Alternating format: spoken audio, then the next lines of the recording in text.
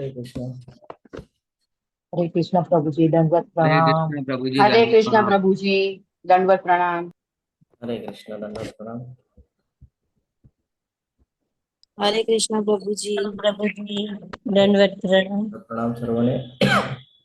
તમારા બધાનું ખૂબ ખૂબ સ્વાગત છે ઇસ્કોન કુલાઈ મેંગલુરુ તરફથી ચાલી રહેલા ભગવદ્ ગીતાના સેશનની અંદર.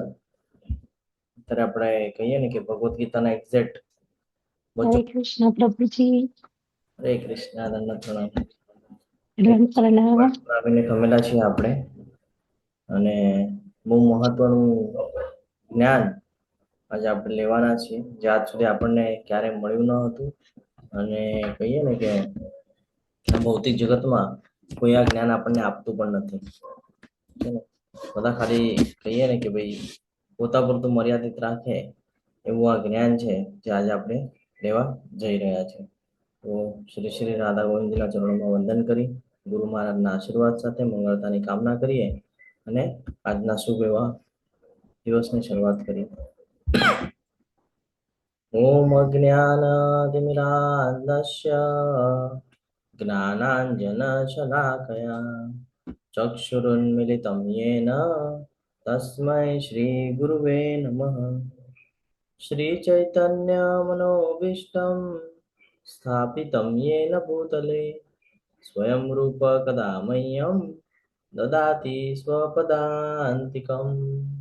वन्देऽहं श्रीगुरुं श्रीयुतपदकमलं श्रीगुरुन् वैष्णवांश्च श्रीरूपं सागरजातं सगण रघुनाथान्वितं तं सजीवं साद्वैतं सावधूतं परिजनसहितं श्रीकृष्णचैतन्यदेवं श्रीराधान् कृष्णपादान् सगण ललिता श्रीविशाखान्वितंश्च।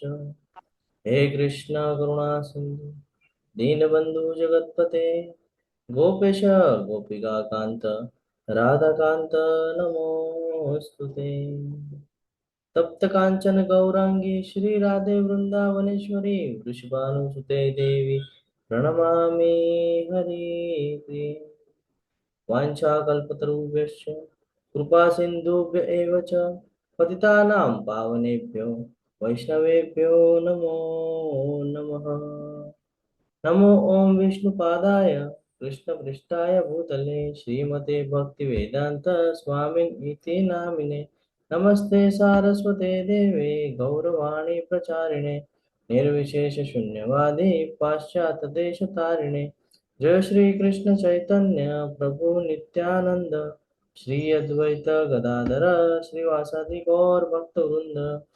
हरे कृष्ण कृष्ण हरे कृष्ण कृष्ण कृष्ण हरे कृष्ण, हरे हरे, हरे राम हरे हरे राम राम हरे राम, राम राम हरे हरे।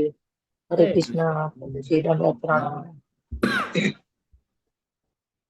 ગઈકાલે આપણે અધ્યાય 8 ભણી ગયા, અને અધ્યાય 8 ની એક થોડીક એવી ચર્ચા આપણે કરીએ જેથી આપણને અધ્યાય 9 નું મહત્વ સમજાય. કોઈ કહી શકે છે ગઈકાલે શું જોઈ ગયા આપણે અધ્યાય 8 ની અંદર? હરે કૃષ્ણ. યાદ છે કઈ? અર્જુનજી ક્વેશ્ચન કર્યા હતા, બ્રહ્મ શું છે, એનો સ્વભાવ શું છે, એટલે કે આધ્યાત્મ. પછી યસ, જય માતાજી, બોલો. હરે કૃષ્ણ. કૃષ્ણ પ્રભુજી. હરે એટલે આપણે કાલે જે જોયું હતું એ ભગવત પ્રાપ્તિ અધ્યાય હતું કે આપણે ભગવાનની પ્રાપ્તિ કેવી કરી શકીએ. અને એના માટે આપણે છે ને ઓલવેઝ અત્યારથી જ્યારથી આપણને ખબર પડે ત્યારથી આપણે ધીરે ધીરે પ્રેક્ટિસ કરવી પડે. કેમ કે આપણે પ્રેક્ટિસ કરીશું ત્યારે જ આપણને અંતકાળે ભગવાન મળશે. અધરવાઇઝ આપણે એવું વિચારીશું કે છે ને હવે આ મારું બધું પતી જાય, કામ પતી જાય, રિટાયર થઈ જાઉં પછી ભક્તિ કરું, તો પણ આપણે ભક્તિ નહીં કરી શકીએ. એટલે અંતકાળે અગર આપણને ભગવાન જોઈએ છે તેના માટે આપણે પ્રેક્ટિસ દરરોજથી કરવી પડશે, એમ એવી રીતે. હરે કૃષ્ણ. હરે કૃષ્ણ. ખૂબ ખૂબ આભાર માતાજી તમારો. ગઈકાલના અધ્યાયમાં આપણને ભગવાને બહુ મહત્વનું જ્ઞાન આપ્યું હતું. મહત્વનું જ્ઞાન એટલા માટે હતું કે અત્યાર સુધી આપણને ખબર જ નહોતી કે ભગવાને આપણને આંશિક સ્વતંત્રતા આપેલી છે, જેનો આપણે ફૂલ કહીએ ને કે લાભ ઉપાડી રહ્યા છે, પણ ભૌતિક જગતનો ઉપાડીએ છીએ, આધ્યાત્મિકનો ઉપાડતા નથી. એટલે આપણે ભૌતિક જગતની અંદર દુઃખી થઈએ છીએ. જો આધ્યાત્મિક લાભ આપણે એનો લેતા હોઈએ તો આપણા જીવનમાં દુઃખ ના આવે અને આપણી જે આગળની જર્ની છે એટલે કે ફ્યુચર અને જ્યારે દેહ ત્યાગ થઈ ગયા એના પછીની જે જર્ની છે એ જર્નીનું જ્ઞાન આપણને ભગવાને આપી દીધું કે અંતિમ સમયમાં જે કાંઈ સ્મરણ કરીશ એ તને ગતિ મળશે. અને જો તારી ઈચ્છા હોય જન્મ મૃત્યુના ચક્રમાંથી તારે નીકળવું હોય તો અંતિમ સમયમાં મારું સ્મરણ થવું ખૂબ આવશ્યક છે. આપણે એક બે કથાઓ લીધેલી હતી, જળભરતની કથા, અજામિલની કથા અને ભીષ્મદેવ, એ 3 ટોપિક ઉપરથી આપણે સમજ્યા હતા કે એક્ઝેક્ટલી શું કહી રહ્યા છે ભગવાન આપણને. તો ખબર પડી કે ભાઈ અંતકાલે સ્મરણ કરવું એટલે આપણને એમ લાગે કે ભાઈ બહુ સિમ્પલ છે એવું અત્યારે આપણને લાગે, કારણ કે આપણે માયાના પ્રભાવમાં છીએ ને.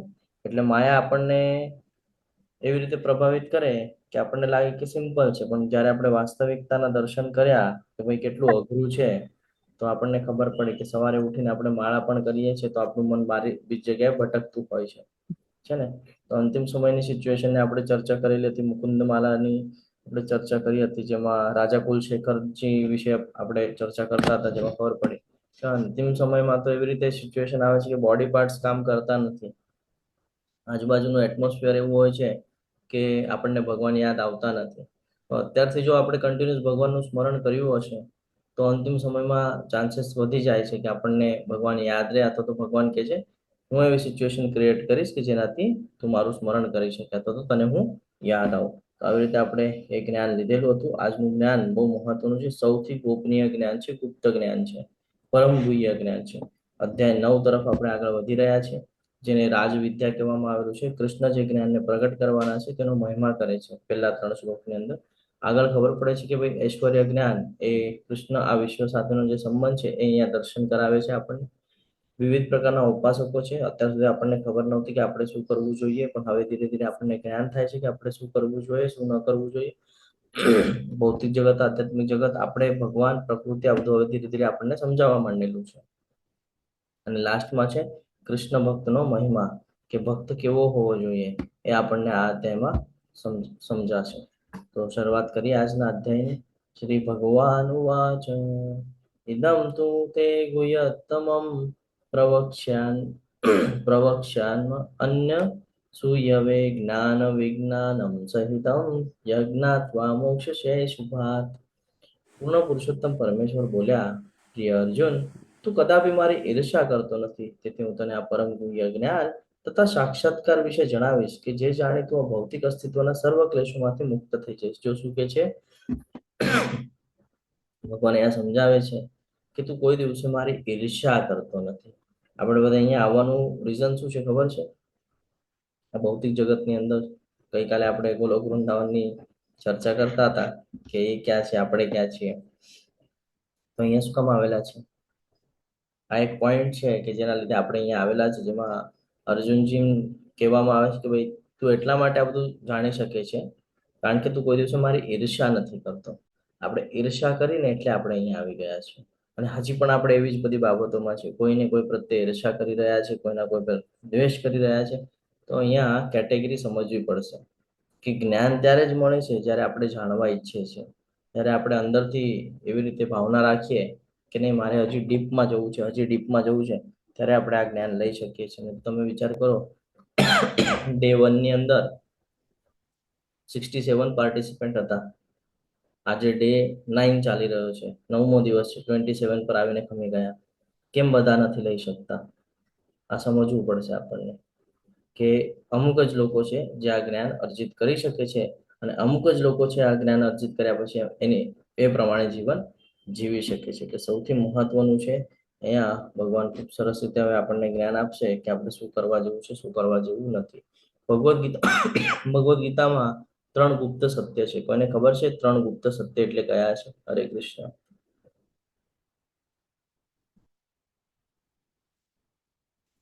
કોઈને નથી ખબર?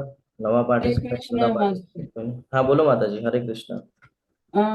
ગુહ્ય, ગુહ્યતમ અને ગુહ્યતર એટલે હું કોણ છું, ભગવાન કોણ છે, અને ભગવાનનો મારી સાથે સંબંધ શું છે. હરિ બોલ. ખૂબ સરસ. 3 ગુપ્ત સત્ય છે અહીંયા કે ગુહ્ય એટલે કે એવું આધ્યાત્મિક જ્ઞાન કે જે આપણે બીજા અધ્યાયમાં જ શીખી ગયા હતા કે ભાઈ હું આત્મા અને ભગવાન પરમાત્મા. એના પછી કર્મ કેવી રીતે કામ કરે છે, તો કર્મનો સિદ્ધાંત. એટલે આત્મા અને શરીરનો ભેદ, આનું જે જ્ઞાન પ્રાપ્ત થયું એ, અને જે કર્મનો સિદ્ધાંત છે એને કહેવાય છે ગુપ્ત જ્ઞાન. કારણ કે આ બધા પાસે હોતું નથી. હવે આ જે જ્ઞાન છે, આ કહીએ ને ભાઈ ગુપ્ત ગુહ્ય જ્ઞાન છે. ગુહ્ય એટલે સામાન્ય લોકો માટે છે, પણ કહીએ ને આપણે કે ભાઈ સહેલાઈથી નથી સમજી શકાતું કોઈને, એવું આ આધ્યાત્મિક જ્ઞાન છે. તમે કોઈને એમ કહો કે ભાઈ આત્મા અને પરમાત્મા, તો નહીં સમજાય નહીં. આપણે એને કહીએ કે ભાઈ શરીર અને આત્મા વચ્ચે તફાવત છે, તો નહીં સમજાય. પરંતુ જો એ વ્યક્તિ આધ્યાત્મિકમાં આવી જાય, જો એ વ્યક્તિ ભગવાન સાથે પોતાને જોડી દે, કોઈને કોઈ એવી વૃત્તિ કરે કે જેનાથી એ ભગવાન સાથે સંકળાયેલો રહે, તો આ જ્ઞાન એને તરત પ્રાપ્ત થઈ જાય છે, એને કેને પ્રકારે કોઈને કોઈ માધ્યમથી. હરે કૃષ્ણ. આગળ છે કે ભાઈ ગુહ્યતર જ્ઞાન.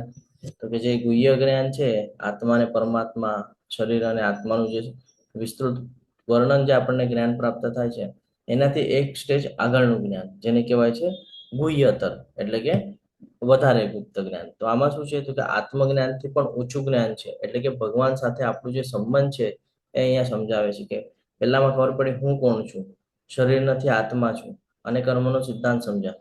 બીજા એમાં સમજાવે છે ગુહ્યતરમાં કે આત્મજ્ઞાનથી એનાથી પણ ઊંચું જ્ઞાન છે, અને આ છે ભગવાન સાથેના જે આપણા સંબંધ છે, જે આપણું જોડાણ છે, એનું જ્ઞાન આપણને કરાવે છે.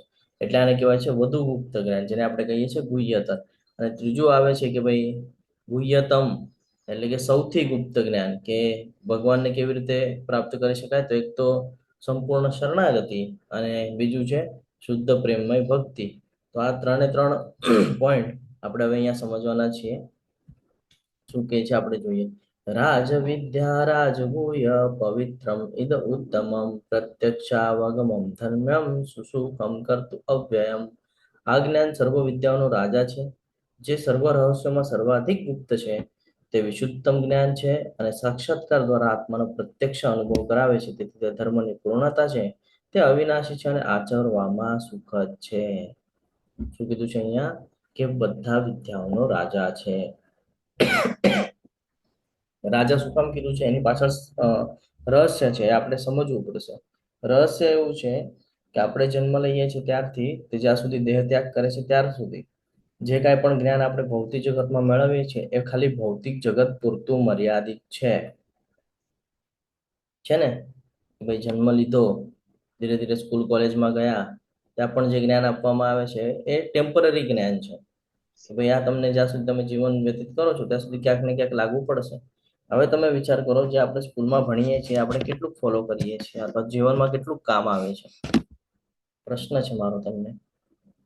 જે સ્કૂલ કોલેજમાં આપણે ભણીએ છીએ જે કોઈ પણ ટોપિકમાં, એ આપણને કેટલું કામ આવે છે જીવનની અંદર. હરે કૃષ્ણ. બહુ ઓછું ને, બહુ ઓછું આપણને ઉપયોગમાં આવે છે બધું. પરંતુ જ્યારે ભગવદ્ ગીતાને આપણે જાણી લઈએ છીએ ને, તો આ ભગવદ્ ગીતા જન્મથી લઈને મૃત્યુ પર્યંત, એટલે જ્યાં સુધી આ શરીરની અંદર દેહાત્મા છે ત્યાં સુધી આપણને આ જ્ઞાન બધા માટે લાગુ થાય છે. અને આ એવું જ્ઞાન છે જે ભૌતિક જગતમાં જીવન કેવી રીતે વ્યતીત કરવાનું છે, ભૌતિક જીવનમાં સફળતા કેવી રીતે પ્રાપ્ત કરવાની છે, અને ભૌતિક જીવનની અંદર જ્યારે અંતિમ સમય આવે ત્યારે એવું અહીંયા સ્ટેજ પર લાવીને મૂકી દેવામાં આવેલું છે કે તારા હાથમાં છે કે તારે પાછો જન્મ લેવો છે તો કયા એમાં લેવો છે, અને નથી લેવો તો એની માટે શું કરવું પડશે. જે આપણને કોઈ જ સ્કૂલ કોલેજમાં યુનિવર્સિટીમાં આપવામાં આવતું નથી. મોટી મોટી યુનિવર્સિટી જે છે ને આપે છે કે નથી આપતું. એટલે આને વિદ્યાઓનો રાજા કીધું છે, અને કીધું છે સર્વ રહસ્યોમાં સર્વાધિક ગુપ્ત છે, રહસ્યમય છે ને. પદ્મપુરાણ ને બધું તમે વાંચો તો પદ્મપુરાણની અંદર ડેથ થઈ જાય, જ્યારે કોઈ જીવાત્મા શરીરનો ત્યાગ કરી દે એના પછીની જર્ની એમાં બતાડેલી છે કે કેવા કર્મ કરેલા છે તો શું ફળ મળે છે, કેવી રીતે મળે છે, એ બધું બતાડેલું છે. જ્યારે ભગવદ્ ગીતાની અંદર સીધે સીધો ઉલ્લેખ કરી દેવામાં આવેલો છે કે અંતિમ સમયમાં મારું સ્મરણ કરીશ ને સીધો મારા ધામમાં આવીશ, તારે કઈ વિચાર કરવાની આવશ્યકતા નથી કે શું જર્ની થશે ને શું નહીં થાય. તો આ રહસ્ય છે. અને વિશુદ્ધતમ જ્ઞાન છે, કારણ કે આત્માને પ્રત્યક્ષ અનુભવ કરાવે છે, રિયાલિટી પર લઈ આવે છે સીધું, કે શું છે અને શું કરવાનું છે એના રિયાલિટી ઉપર લઈ આવે છે. એટલા માટે આ સૌથી ગુપ્ત ભાગ છે, અવિનાશી છે, કોઈ દિવસે એનો વિનાશ થવાનો નથી. તમે કેટલી પણ પેઢી જોઈ લો, તમારાથી ઉપરના પૂર્વજ જોઈ લો, તો તમારા નીચેની પેઢીઓ માટે પણ આ જ્ઞાન ઉપયોગનું છે. બધા માટે આ જ્ઞાન સૌથી મહત્વનું છે. એટલે કે આ જે જ્ઞાન છે આ વિદ્યાઓનો રાજા છે. આગળ વધીએ. ભગવદ્ ગીતાને શા માટે રાજવિદ્યા કહેવામાં આવેલું છે? હવે તમને ક્વેશ્ચન કરેલો છે, મેં એકચ્યુઅલી બધું કહી દીધું તમને, પણ હવે યાદ કેટલું રહ્યું છે એ જાણવું જરૂરી છે. તો શું કામ કીધું છે રાજવિદ્યા? હરે કૃષ્ણ.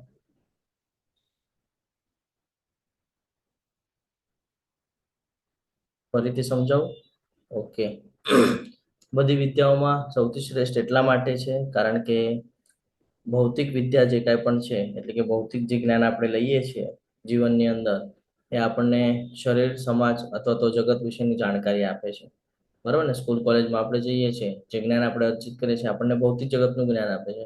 પરંતુ વિદ્યા જે છે એ જીવ, ભગવાન અને તેમના સંબંધનું જ્ઞાન આપે છે. એટલે કે અહીંયા જે આપણને જ્ઞાન મળે છે ભગવદ્ ગીતાની અંદરથી, એની અંદર આપણને શું ખબર પડે છે? જીવ કોણ છે, ભગવાન કોણ છે, અને એમની સાથેનો જે સંબંધ આપણો છે, સંબંધ શું છે? મમેવાન છે જીવલોકે જીવો બુદ્ધ સનાતન, છે ને? ભગવાન કહે છે ને, તમે બધા મારા સનાતન અંશો છો. તો આ સમજવું જરૂરી છે. જેમ આપણે કહીએ ને, રાજા હોય તો એ આખા રાજ્યમાં સૌથી ટોપ પર હોય, ઉપર હોય. એવી રીતે આ જ્ઞાન પણ બધા વિદ્યાર્થીઓમાં, આપણે બધા વિદ્યાર્થી છે, આપણા બધા વિદ્યાર્થીઓમાં સૌથી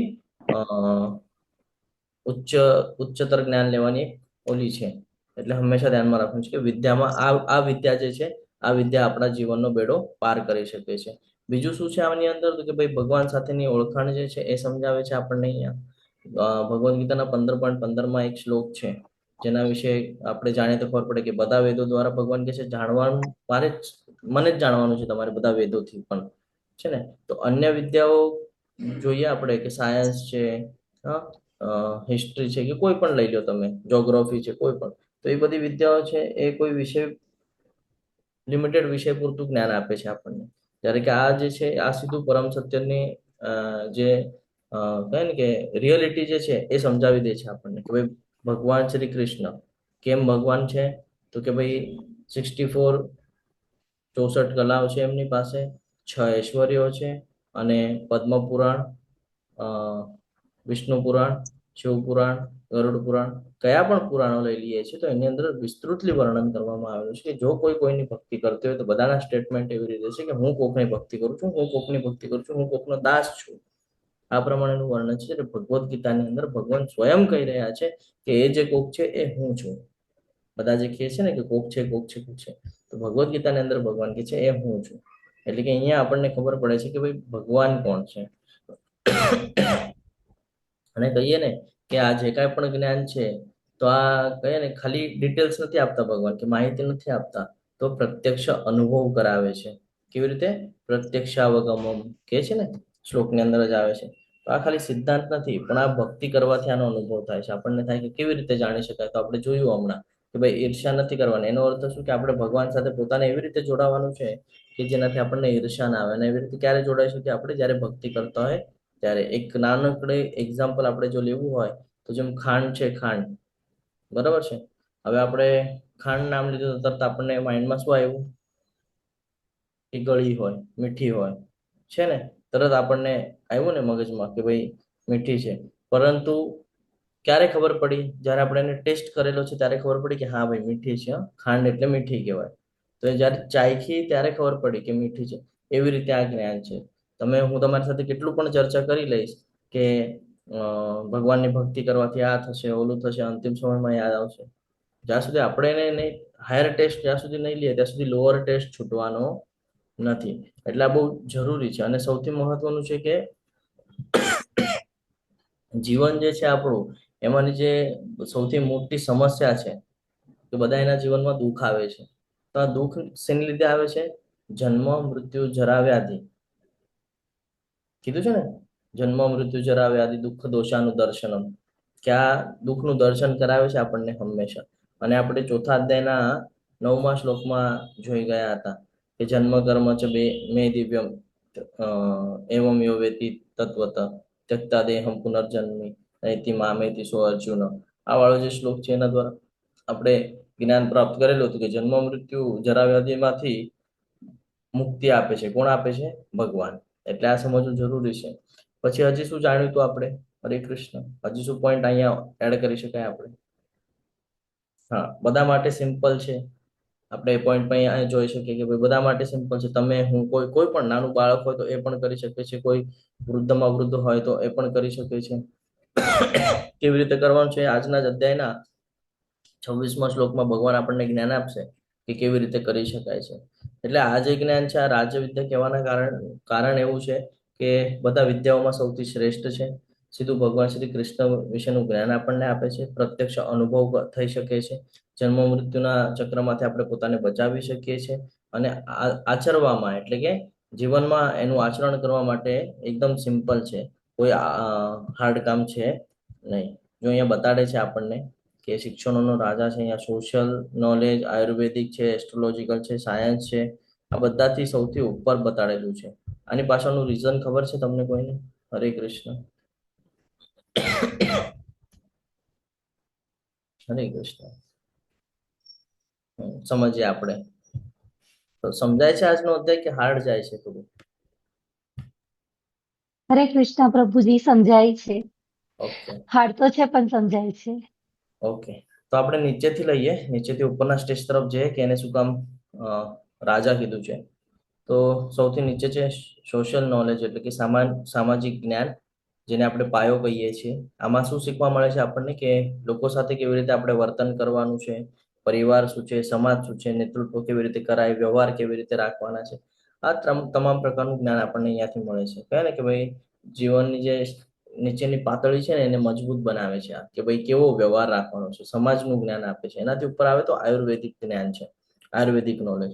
આયુર્વેદિક જ્ઞાન શું કરે છે? આપણું જે શરીર છે, શરીર અને મનની અંદર જે સંતુલન જાળવવાનું છે, જાળવવા માટેની કહીએ કે ભાઈ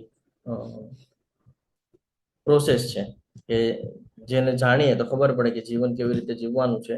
એટલે કે શરીર માટે, આત્મા તરીકે શરીર માટે, કે શરીર કેવી રીતે સ્વસ્થ રહે, મન કેવી રીતે સંતુલન રહે. હા, કોઈ રોગ આપણને જો આપણા શરીરમાં જો કોઈ રોગની એન્ટ્રી થઈ જાય તો એનું નિવારણ કેવી રીતે કરવાનું છે.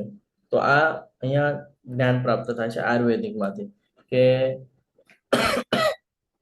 શરીર એક સાધન છે. જ્યારે એના અંદર આત્મા છે ત્યારે એ શરીરનો ઉપયોગ કરી શકે છે. જો આત્મા નીકળી જાય તો શરીર નકામું થઈ જાય છે. એટલે શરીરને સાધન તરીકે યોગ્ય રાખવાનું જે કામ છે એ આ આયુર્વેદિક દ્વારા કરવામાં આવે છે. એનાથી એક સ્ટેજ આગળ આવીએ તો એસ્ટ્રોલોજીકલ નોલેજ એટલે કે જ્યોતિષીય વિદ્યાનું જ્ઞાન, જ્યોતિષ જ્ઞાન, જ્યોતિષ શાસ્ત્ર જેને આપણે કહીએ છીએ. અહીંયા શું સમજાય છે આપણને જ્યારે જ્યોતિષ શાસ્ત્રનું અધ્યયન કરે તો કે ભાઈ જન્મ મળે છે કેવી રીતે મળે છે? તો કે કર્મના આધાર પર. જેવા કર્મ છે એ પ્રમાણે આપણે પ્રારબ્ધ લઈને આવીએ છીએ. તો એ કર્મફળના સમય અને પ્રવાહને સમજવા માટે સૌથી મોટી મદદ જો કોઈને થતી હોય તો એ જ્યોતિષશાસ્ત્રની થાય છે. ગ્રહોની અસર અને જીવનના સંકેતો અહીંયા જાણવા મળે છે આપણને, કે ગ્રહો જે છે એ કેવી રીતે આપણા ઉપર અસર કરે છે અને એના જે સંકેતો છે એના ઉપરથી આપણે જાણી શકીએ છીએ. પરંતુ અહીંયા જોઈએ તો જ્યારે કર્મની વાત આવે છે, ત્રીજા અધ્યાયને આપણે સમજીએ, પાંચમા અધ્યાયને આપણે જ્યારે સમજીએ તો કર્મને સંપૂર્ણપણે નષ્ટ કરી શકાય છે કે અહીંયાથી પણ? જો તમને કહી દેવામાં આવે કે તમારે એમાં આવા યોગ છે અથવા તો આવું છે તમારા કુંડલીના અંદર, તો તમે કર્મને નષ્ટ કરશો તો કે નહીં? કર્મ તો કરવું પડવાનું છે. એટલે એ સમજવું જરૂરી છે. એનાથી આગળ આવીએ તો કે ભાઈ સાયન્સ નોલેજ એટલે વિજ્ઞાનનું જ્ઞાન, જે ભૌતિક જગત કેવી રીતે કાર્ય કરે છે એનું આપણને વર્ણન કરે છે. ટેકનોલોજી જે અત્યારે આપણે જોઈ રહ્યા છે, દવાઓ છે, હા, પછી આજે કમ્યુનિકેશન કરે છે, એમાં એ બધી બાબતોમાં આપણને હેલ્પફુલ થાય છે. પરંતુ અહીંયા પણ જોઈએ તો આત્મા અથવા તો પરમ સત્ય જે છે એટલે કે ભગવાન, એના વિશેનું જે જ્ઞાન છે એનો જવાબ આપતું નથી. સાયન્સને આપણે વાત કરીએ તો આપણે એક એક્ઝામ્પલ દ્વારા સમજવાનો પ્રયત્ન કરીએ કે આ પૃથ્વીથી જ્યારે આપણે બહાર જઈએ છીએ બ્રહ્માંડની અંદર સાયન્સના બેઝ પર, તો એ લોકો અમુક વાત એક્સેપ્ટ કરે છે, અમુક નથી કરતા. જ્યારે કે આપણે ભગવદ્ ગીતાને જ્યારે સમજીએ છીએ તો એમાં કીધું છે, ભગવાને કીધું છે કે મત પરતરમ કિંચન નાન્યદસ્તિ ધનંજય સર્વે ઇદમ પ્રોત્રે સૂત્રે મણિ ગણાય. કે જેમ ગળાની અંદર મોતીની માળા આપણે પહેરીએ છીએ તો એની અંદર દોરો હોય છે, અદૃશ્ય છે, એવી જ રીતે મારી શક્તિ છે જેના દ્વારા મેં આ સમગ્ર બ્રહ્માંડને સંભાળીને રાખ્યું છે. કોઈક તો એવી શક્તિ છે ને જેના લીધે નક્ષત્ર આભામંડળ ને ગ્રહ બધું ચાલે છે, પણ આપણે એક્સેપ્ટ કરતા નથી. તો સાયન્સ વાળાઓ હવે ક્યાંક જઈને એવી રીતે કહે છે કે ભાઈ વિષ્ણુજી શયન કરતા હોય એવું કંઈક સ્ટ્રક્ચર જોવા મળે છે. તો તમે યુટ્યુબ ઉપર જશો તમને એવા ઘણા બધા વિડીયોઝ દેખાઈ જશે જે સાયન્સ હવે એક્સેપ્ટ કરે છે ધીરે ધીરે ધીરે. આ તો આપણા શાસ્ત્રમાં ક્યારનું કરી દીધું. પુષ્પક વિમાન, ત્યારે મંત્ર મારીને વિમાનને પ્રગટ કરવામાં આવતું ને એક જગ્યાએથી બીજી જગ્યાએ જવામાં આવતું, બરોબર છે. અને અત્યારે આપણે જોઈ રહ્યા છે તો એ હતું, પહેલાના સમયમાં પણ હતું, પણ આપણે એને એક્સેપ્ટ કરતા નથી કારણ કે આપણે એ સમયને એટલું બધું મહત્વ દેતા નથી, શાસ્ત્રોને મહત્વ દેતા નથી. એટલે પણ શાસ્ત્રોને મહત્વ દેવું જોઈએ. એના શાસ્ત્રોની અંદર જે લખેલું છે એને માનવું જોઈએ. આપણે ભૌતિક જગતમાં જે થઈ રહ્યું છે શાસ્ત્રોના આધાર પર થઈ રહ્યું છે. શાસ્ત્રોમાં ઓલરેડી એનું વર્ણન કરવામાં આવ્યું છે. સૂર્યની પણ વાત કરીએ તો શું ભગવાન કે છે કે સૂર્ય ચંદ્ર મારી આંખો છે. જેમ આપણે 10મા 11મા તેમાં જશું એમાં આપણને બધું જ્ઞાન મળશે તો કે ભાઈ મારી આંખો છે. અને કે છે હજારો સૂર્ય એક સાથે ઉદય પામે તો એનો પ્રકાશ કદાચ ભગવાનના દૈદીપ્યમાન પ્રકાશ સમાન થઈ શકે છે. આવી રીતે વર્ણન છે. અર્જુનજી પોતે સ્ટેટમેન્ટ આપે છે આવી રીતે. અને અત્યારે આપણે એમાં પાછું કીધું છે કે ઓમની જે ધ્વનિ છે એ હું છું. અને અત્યારે સાયન્સ જોઈ રહ્યું છે, સાયન્સે જ્યારે સૂર્ય છે એની ફ્રીક્વન્સી વોઇસમાં કન્વર્ટ કરી તો સૂર્યને જે વોઇસમાં કન્વર્ટ કર્યા પછી જે અવાજ આવે છે ઓમના ધ્વનિના સમાનનો ધ્વનિ સમજાય છે. કે એ ધ્વનિ અને ઓમ તમે બેઉ એક સાથે પ્લે કરો અને અલગ અલગ કાનમાં રાખો તો બંને તમને સેમ સમજાય છે. આ ઓલરેડી શાસ્ત્રમાં કહી દીધેલું છે. સાયન્સ હમણાં એને જોઈ રહ્યું છે, પણ તો પણ એક્સેપ્ટ કરવા તૈયાર થતું નથી. તો આ ભગવદ્ ગીતા છે. ભગવદ્ ગીતા શું છે? સર્વોચ્ચ જ્ઞાન છે, સૌથી ઉપર છે, ટોપ છે, રાજા છે. શું કામ છે? કારણ કે હું કોણ છું, એટલે આપણે કોણ છીએ, ભગવાન કોણ છે, હા, આપણો હેતુ શું છે. આપણે અહીંયા આવી ગયા છે, જેમ કહીએ ને કે ભાઈ દલદલમાં ફસાઈ જાય તો એનો હેતુ શું હોય? બહાર નીકળવાનો એમાંથી. તો કેવી રીતે નીકળી શકે છે? કોના હેલ્પથી નીકળી શકે છે? આ બધું જ્ઞાન એની અંદર હોવું જરૂરી છે. હરે કૃષ્ણ. એડમિન કોહોસ્ટ મ્યુટ કરી દો. લેવલ પાછું ચાલુ થવાનું એમ કે છે, લેવલ 2. હરે કૃષ્ણ. તો આપણા જીવનનો હેતુ શું છે એ જાણવું જરૂરી છે. જન્મ અને મૃત્યુથી આપણે કેવી રીતે બચી શકીએ, હા, એ જાણવું જરૂરી છે. અને એ જ જ્ઞાન અહીંયા આપણને આપે છે. એટલે આને શિક્ષણોનો રાજા કીધો છે, જે ભૌતિક જગતના પરેનું જ્ઞાન છે. ભૌતિક જગત પૂરતું મર્યાદિત નથી, પણ એના પણ પરેનું જ્ઞાન છે. એ ભૌતિક જગત પૂરું થઈ ગયા પછીનું પણ જ્ઞાન અહીંયા આપણને પ્રાપ્ત થઈ જાય છે. તો આ જ્ઞાન લેવું ખૂબ જરૂરી છે. એટલે અહીંયા હવે આગળ કહે છે કે હે શત્રુ વિજેતા, અર્જુનને સંબોધન કરે છે શત્રુ વિજેતા. એટલે મોટિવેટ થાય ને એટલા માટે એવી રીતે સંબોધન છે અહીંયા કે શત્રુ વિજેતા.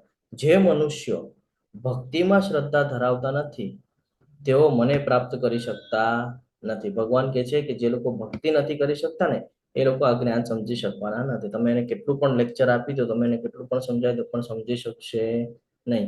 તેથી તેઓ આ ભૌતિક જગતમાં જન્મ મરણના માર્ગમાં પાછા આવે છે. આ આપણું પ્રોબ્લેમ છે. શું કામ આપણે ફરી ફરીને આવીએ છીએ? કારણ કે આપણા જીવનની અંદર ભક્તિ નથી, ભક્તિમય સેવાઓ નથી, શ્રદ્ધા નથી. જ્યારે આપણા જીવનની અંદર શ્રદ્ધા અને ભક્તિમય સેવાનું એન્ટર થાય છે ત્યારે આપણને ધીરે ધીરે ધીરે ધીરે આ જ્ઞાન સમજાય છે. આ જ્ઞાનને આપણે જીવનમાં ઉતારવાનો પ્રયત્ન કરીએ છીએ અને પછી એવી સિચ્યુએશન થાય છે કે આપણે જન્મ મૃત્યુના ચક્રમાંથી પોતાને બચાવી શકીએ છીએ. તો અહીંયા ભગવાન ક્લિયર કટ કહે છે કે જે મનુષ્ય ભક્તિમાં રસ ધરાવતા નથી તેઓ મને પ્રાપ્ત કરી શકતા નથી. પછી કેટલું પણ દાન કરી લે, કેટલું પણ તપ કરી લે, કેટલું પણ યજ્ઞ કરી લે, કાલે જોયું હતું ને વેદેશું યજ્ઞેશું તપેશું, તો કેટલું પણ યજ્ઞ કરી લે, કેટલું પણ દાન કરી લે, કેટલું પણ તપ કરી લે, પણ તો પણ એ ભગવાનને સમજી શકવાના નથી. ક્યાં સુધી?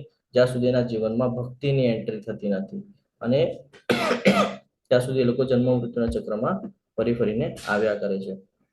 હવે અહીંયા ભગવાન જે ગઈકાલે આપણને જ્ઞાન અપાવેલું હતું કે આખી સમગ્ર બ્રહ્માંડનું, જેની અંદર ભૌતિક જગત અને આધ્યાત્મિક જગત આપણે થોડું ઘણું જોઈ ગયા હતા. આ સમગ્ર જગત ભગવાન કહે છે મારા વડે મારા અવ્યક્ત રૂપમાં વ્યાપ્ત છે. સર્વ જીવો મારામાં છે પરંતુ હું તેમનામાં નથી. હવે અહીંયા પ્રશ્ન નિર્માણ થયો હશે. અહીંયા ભગવાન કહે છે કે સમગ્ર જગત મારી અંદર મારા વડે વ્યાપ્ત છે, મારા અવ્યક્ત રૂપમાં વ્યાપ્ત છે. અને આગળ ભગવાન સ્ટેટમેન્ટ આપે છે કે સર્વ જીવો મારામાં છે પરંતુ હું તેમનામાં નથી. આનો અર્થ ખબર છે શું છે? હરે કૃષ્ણ. પ્રશ્ન નિર્માણ થાય ને, અહીંયા કીધેલું છે. આ વિધાનને કેવી રીતે સમજશું? બધા જીવો મારામાં છે પરંતુ હું તેમનામાં નથી. ગઈકાલે જો ધ્યાનથી સાંભળ્યું હશે તો આપણે ચર્ચા કરી હતી કે 3 પુરુષ અવતારની. એના દ્વારા આપણે સમજી શકીએ. અને અચિંત્ય ભેદાભેદ પણ કહી શકાય છે કે સૌથી પહેલો પુરુષ અવતાર જેને કર્ણોદક્ષા વિષ્ણુ એટલે કે મહાવિષ્ણુ કહેવામાં આવે છે, એમના રૂપમાંથી બ્રહ્માંડનું નિર્માણ થાય છે. એટલે આપણે સમજી શકીએ કે બધા જીવો મારામાં છે, બરાબર. એમના રૂપમાંથી બ્રહ્માંડનું નિર્માણ થાય છે. તો એ જે વિષ્ણુ છે એટલે બધા મારામાં છે, પરંતુ હું તેમનામાં નથી. સમજાઈ રહ્યું છે? હરે કૃષ્ણ. ફરી એકવાર સમજાવું તમને, હજી ડિટેલ્સમાં સમજાવું છું. ભગવાને આ કહે છે કે ભાઈ મારા અવ્યક્ત રૂપથી આખું જે જગત છે એ વ્યાપ્ત છે. હા, આનો અર્થ શું થાય છે કે વાસ્તવમાં જે કાંઈ પણ આપણે જોઈ રહ્યા છે એને આપણે જ્યારે જોઈએ છે ત્યારે એને માનીએ છીએ, પરંતુ ભગવાન તો દેખાતા જ નથી. દેખાય છે કે આપણને ભગવાન? હરે કૃષ્ણ. હરે કૃષ્ણ, નથી દેખાતા પ્રભુ. હા, તો આને કેવી રીતે સમજી શકાય છે આપણે કે હમણાં જોયું ને આપણે મત પરતરમ કિંચન નાને દસ્તી ધનંજય સર્વે ઇદમ પ્રોત્રે સૂત્રમણિ ગણ્યો. ભગવાન કહે છે કાંઈક તો છે ને તમને જોવાલાયક. એક એક્ઝામ્પલ, વાદળા જોઈએ છે આપણે, તો વાદળા છે હવામાં તરી રહ્યા છે, એકદમ આકાશમાં, એટલે કે એકદમ ટોપ પર નથી, એકદમ નીચે પણ નથી. કેવી રીતે ખબર પડશે? તો કે જ્યારે વિમાનમાં આપણે પ્રવાસ કરીએ તો વાદળામાંથી વિમાન જાય ત્યારે ખબર પડે કે ભાઈ આ તો હવામાં તરી રહ્યા છે. જેમ બાકીના ગ્રહોની વાત કરીએ, નક્ષત્રોની વાત કરીએ, તો એ પણ શું છે, કહીએ કે ભાઈ એ પણ આકાશની અંદર સ્થિત છે. અને સમગ્ર સૃષ્ટિ જે છે એ ભગવાનની શક્તિમાં સ્થિત છે. હજી એક ઉદાહરણ લઈએ આપણે કે માટીનો ઘડો હોય, બરાબર, માટલું જેને આપણે કહીએ કે ઘડો કયો, તો એ હંમેશા શેના પર આધાર રાખે? માટી પર જ આધાર રાખે ને. તો સમગ્ર જગત પણ ભગવાન પર આધારિત છે, કે એ આપણે સમજવું પડશે. અને હું તેમનામાં નથી, એનો અર્થ શું થાય છે કે ભગવાન જે છે એ બધાનો આધાર છે. ભગવાન બધાનો આધાર છે, પણ કોઈ વસ્તુ ભગવાનને બાંધી શકતી નથી. કારણ કે નથી. પેલા ભગવાને ઘણી વાર આપણને સમજાવેલું છે કે ખાલી અનન્ય ભક્તિ કરીશ તો તું મને પ્રાપ્ત કરી શકીશ, બાકી તું કેટલો પણ પ્રયત્ન કરીશ તો તું મને સમજી શકવાનો નથી. હજી એક એક્ઝામ્પલ દ્વારા આપણે આને સમજવાનો પ્રયત્ન કરીએ તો સૂર્યનો પ્રકાશ. જ્યારે સૂર્ય આવે, સૂર્યનારાયણ દેવતા જ્યારે સૂર્યનો પ્રકાશ આપણને આપે છે, તો ઘણા બધાના ઘરમાં આવતો હશે પ્રકાશ, છે ને. પરંતુ શું એ ઘરની અંદર સ્ટોર થઈ જાય છે? પ્રકાશને કોઈ દી સ્ટોર કરી શકાય છે? જોયું છે કોઈ દિવસે? ના પ્રભુજી. હા, એવી જ રીતે ભગવાન જે છે એ સર્વત્ર વ્યાપક છે, છતાં પોતાના દિવ્ય ધામમાં પૂર્ણ સ્વતંત્ર રહે છે. એટલે ભગવાનને આવશ્યકતા નથી કે હું નીચે જઈને ચેકિંગ કરી આવું. હજી એક એક્ઝામ્પલ દ્વારા આપણે સમજવું, હજી પણ એક એક્ઝામ્પલ આપવા માંગીશ કે રાજા હોય, બરાબર. રાજા છે એ આખા રાજ્યનો રાજા છે, એને કોઈ દિવસે જઈને જોવાની જરૂરત પડતી નથી. અથવા તો કોઈ કંપનીનો માલિક લઈ લો આપણે, અમરીશ પ્રભુ, એક એક્ઝામ્પલ લઈ લે કે એલ્ફર્ડ ફોર્ડ, અમરીશ પ્રભુજી. હવે અમરીશ પ્રભુજી માલિક છે ફોર્ડ કંપનીના. ફોર્ડ કંપનીની જે અલગ અલગ બ્રાન્ચેસ છે એ તો કેટલી બધી જગ્યાએ હશે, છે ને. ભારતમાં હશે, બહારના જેટલા પણ દેશો છે આ બધા દેશમાં હશે. તો શું અમરીશ પ્રભુજી પ્રત્યેક જગ્યાએ જઈને કામ કરી રહ્યા છે? શું લાગે છે તમને? કે એમના એમ્પ્લોયઝ કામ કરી રહ્યા છે? એમ્પ્લોઈઝ કામ કરી રહ્યા છે પ્રભુ. પણ કંપનીને પાવર છે ને. એ જે આખું જથ્થો છે એ કોના બેઝ પર ચાલી રહ્યો છે? કંપનીના બેઝ પર. કંપનીના માલિક કોણ છે? અમરેશ પ્રભુ. આવી રીતે સમજવું પડશે આપણને કે આખી સમગ્ર જે બ્રહ્માંડ છે આ બ્રહ્માંડના માલિક કોણ છે? ભગવાન. સર્વત્ર વ્યાપ્ત છે ને, બધી જગ્યાએ છે.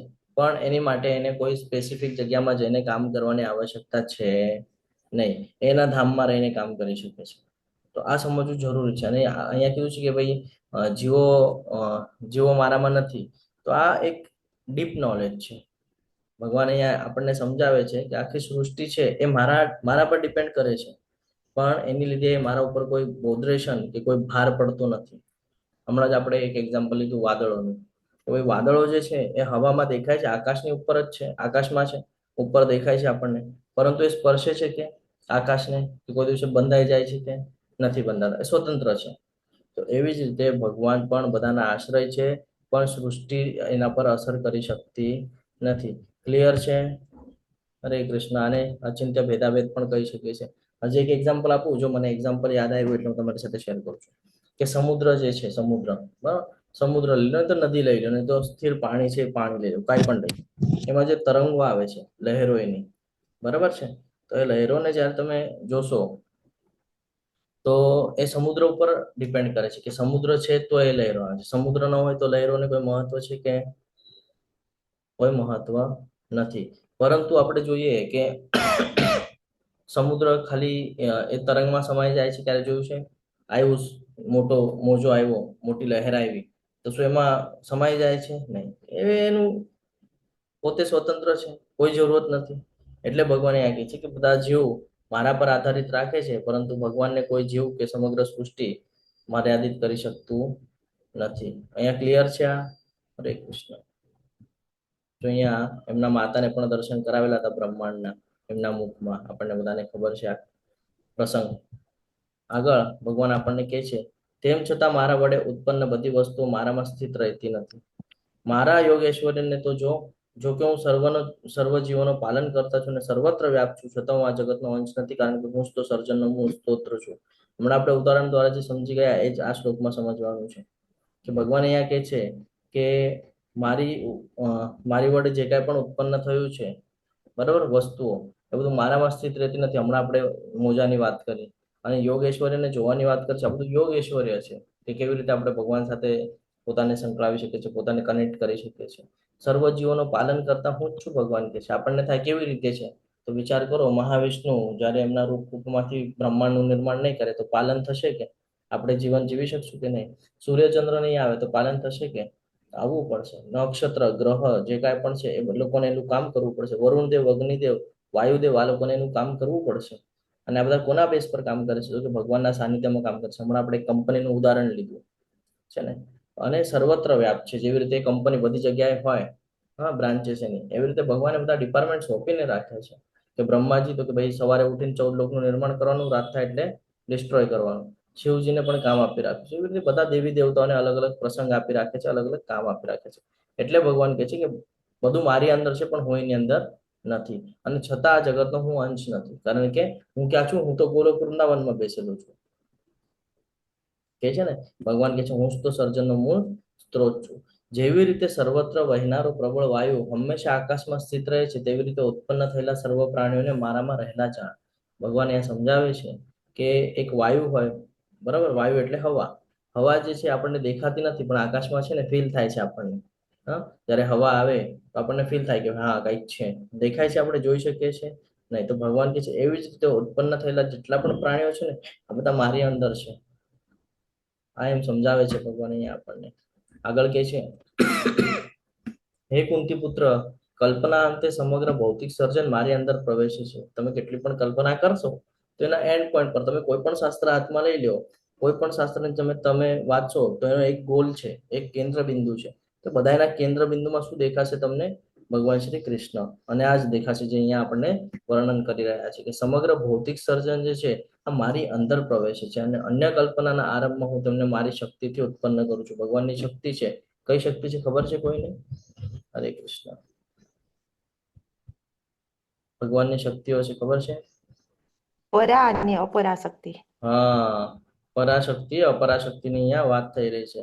તો ભગવાન એ શક્તિ દ્વારા બધું કરે. 3 શક્તિ છે, પરાશક્તિ, અપરાશક્તિ અને તટસ્થ.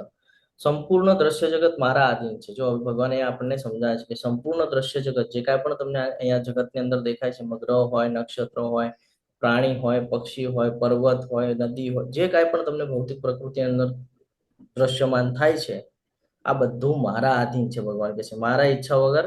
તો આપણે કહે ને કે ભાઈ ભગવાનની ઈચ્છાથી એક પાંદડું પણ નથી હલતું. તો એ સમજાવે છે ભગવાન અહીંયા કે તે મારી ઈચ્છાથી વારંવાર આપમેળે જ પ્રગટ થયા કરે છે અને મારી જ ઈચ્છાથી અંતે વિનષ્ટ થઈ જાય છે. એક નાનું એક્ઝામ્પલ દઉં કે હું તમને, આ સમજવું જરૂરી છે. આચિંત્ય ભેદાભેદ કે જ્યારે તમે નાના વિચારધારણી રાખો ને તો કોઈ દિવસે તમે સમજી નહીં શકો કે ભગવાન શું છે.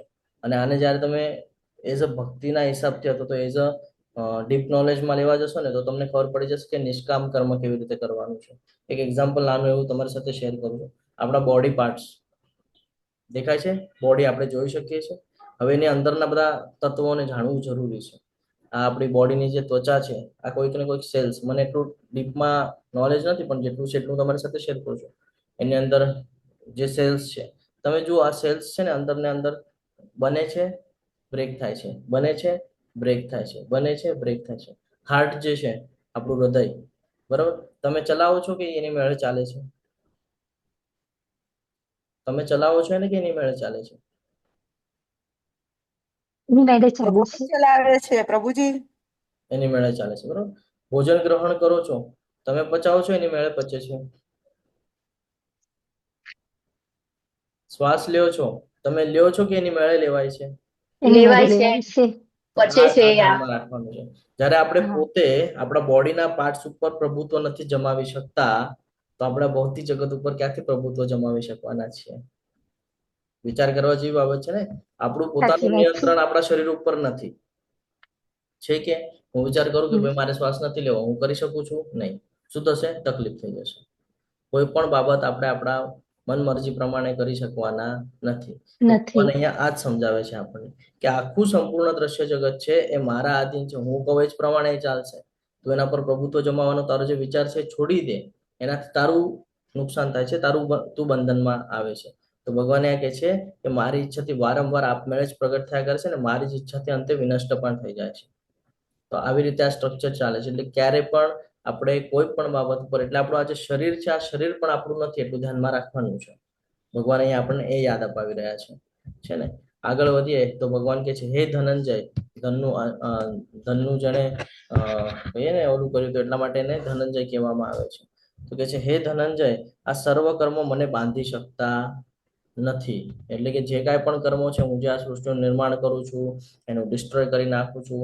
તો ઘણા બધા લોકો એવું, આપણે એક પ્રસંગ યાદ કરીએ તો ઘણા બધા લોકો એવી રીતે કે ભાઈ ભગવાને મારી સાથે આમ કેમ કર્યું ને ભગવાન તો આમ. ભગવાનને કોઈ ફરક નથી પડતો. ભગવાને બધા નીતિ નિયમ બનાવીને મૂકી દીધા છે. ભગવાનને એનાથી કોઈ લેવા દેવા છે પણ નહીં, અને ભગવાનને કોઈ ફરક પડતો પણ નથી.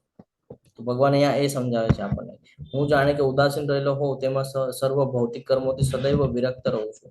મારે આ ભૌતિક જગતમાં કોઈ કર્મનું બંધન મને બાંધી શકતો નથી. બીકોઝ કારણ કે એને તૈયાર તમે કરેલું છે, એટલે કે ભગવાને કરેલું છે.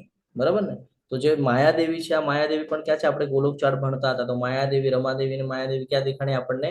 ભૌતિક જગતની અંદર દેખાણી. ઓલી વિરજા નદી હતી, વિરજા નદીના નીચેનો પાર્ટ જે હતો, જે બ્લેક પાર્ટ હતો, એમાં છે. તો ભગવાન એટલા માટે કહે છે કે આ સર્વ કર્મો જે કાંઈ પણ અહીંયા સ્ટ્રક્ચર ભૌતિક જગતમાં તૈયાર થાય છે ને, આ મને બાંધી શકતા નથી. સર્વ ભૌતિક કર્મોથી સદૈવ વિરક્ત રહું છું. મારે એમાં ફસાવાની પણ જરૂર નથી ને હું એમાં ફસીશ પણ નહીં, કારણ કે મારા દ્વારા એ તૈયાર કરવામાં આવેલું છે. હે કુંતી પુત્ર, મારી શક્તિઓમાંની એક એવી આ ભૌતિક પ્રકૃતિ મારી દેખરેખ હેઠળ કાર્ય કરે છે. ખૂબ સરસ રીતે અહીંયા આપણને સમજાવે છે કે આ જે બધી ભૌતિક જગતની અંદર જે કાંઈ બધી ચેન્જીસ જોવા મળે છે, જેને આપણે સમય પણ કહેતા હોય છે, તો આ બધું કેવી રીતે? તો કે આ બધું મારી દેખરેખ હેઠળ કાર્ય કરે છે. અને સર્વ ચર તથા અચર જીવોને ઉત્પન્ન કરે છે. તેના શાસન હેઠળ આ જગત વારંવાર સર્જાય છે અને વિનષ્ટ થાય છે. આપણને એવું થાય કે બ્રહ્માજી નિર્મિતિ કરે છે ને બ્રહ્માજી ડિસ્ટ્રોય કરે છે. પણ બ્રહ્માજીને આ બધું કરવાનું પ્રેરણા કોણે આપી? ભગવાને. જ્ઞાન કોણે આપ્યું? ભગવાને. પાવર કોણે આપી? ભગવાને.